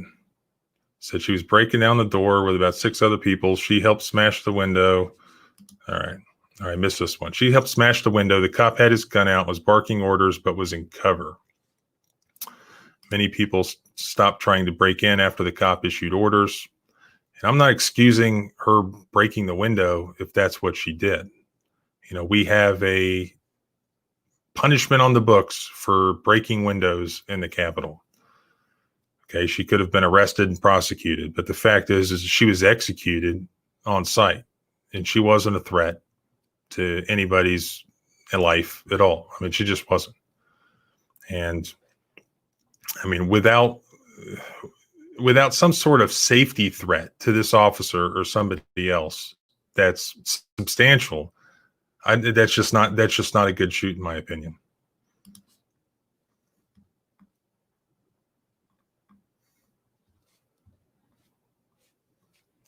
And so the people that are arguing that was a good shoot, do you think that they are supportive of Joe Biden's executive orders to try to enable gun confiscation from our homes, to try to disarm us? Do you think that they celebrate that this officer had, a Second Amendment right, a natural right of self-defense, the fact that he was armed? No, I don't think so. Tabby's daddy, just ask the Native Americans what they think about paper. The weird thing is, you think that would be a great example of what happens when a government disarms their people. But some of the Native Americans that I know are like some of the most left-wing progressive gun grabbers that you've ever met. Why? I don't know. It's the same thing with, how many Jewish Americans are diehard, left-wing progressives. You would think that the lessons of history had taught them the importance of the Second Amendment and the right of self-defense and and the importance of freedom. But for some reason, they're overwhelmingly Democrat or progressive. I don't know why. The only explanation is, a guy that I used to listen on the radio when I lived in North Carolina. What was his name? Michael Savage. What is it that he used to say? Don't try to understand it, because this is the answer. Liberalism is a mental disorder. That's it. That's the only explanation for it. Appreciate you guys watching. It's about that time. Several people have asked for banjo.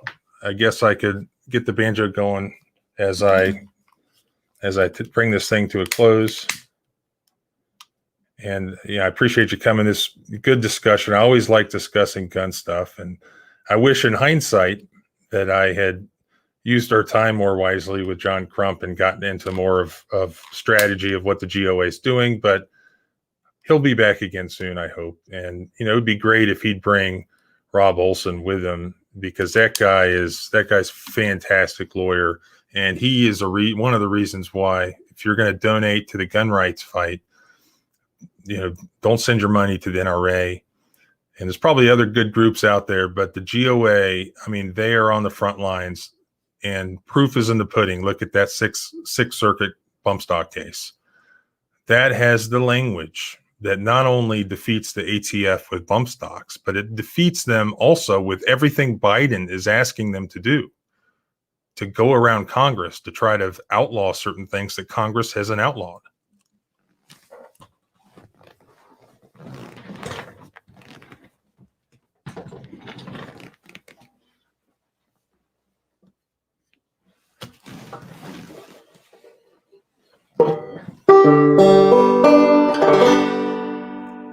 I can't play a whole lot anymore because of my arthritis until my hands get warmed up enough, but probably play Cripple Creek.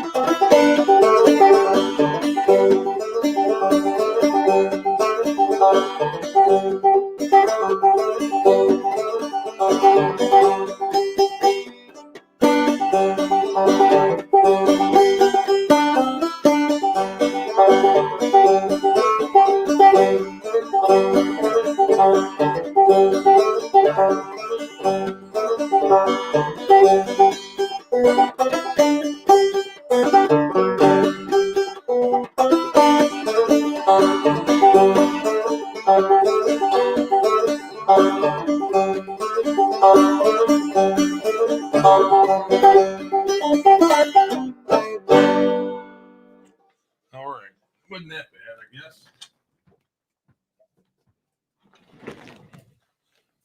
So that's about it. It's 8:39 here on Wednesday, and appreciate you guys here talking with me, and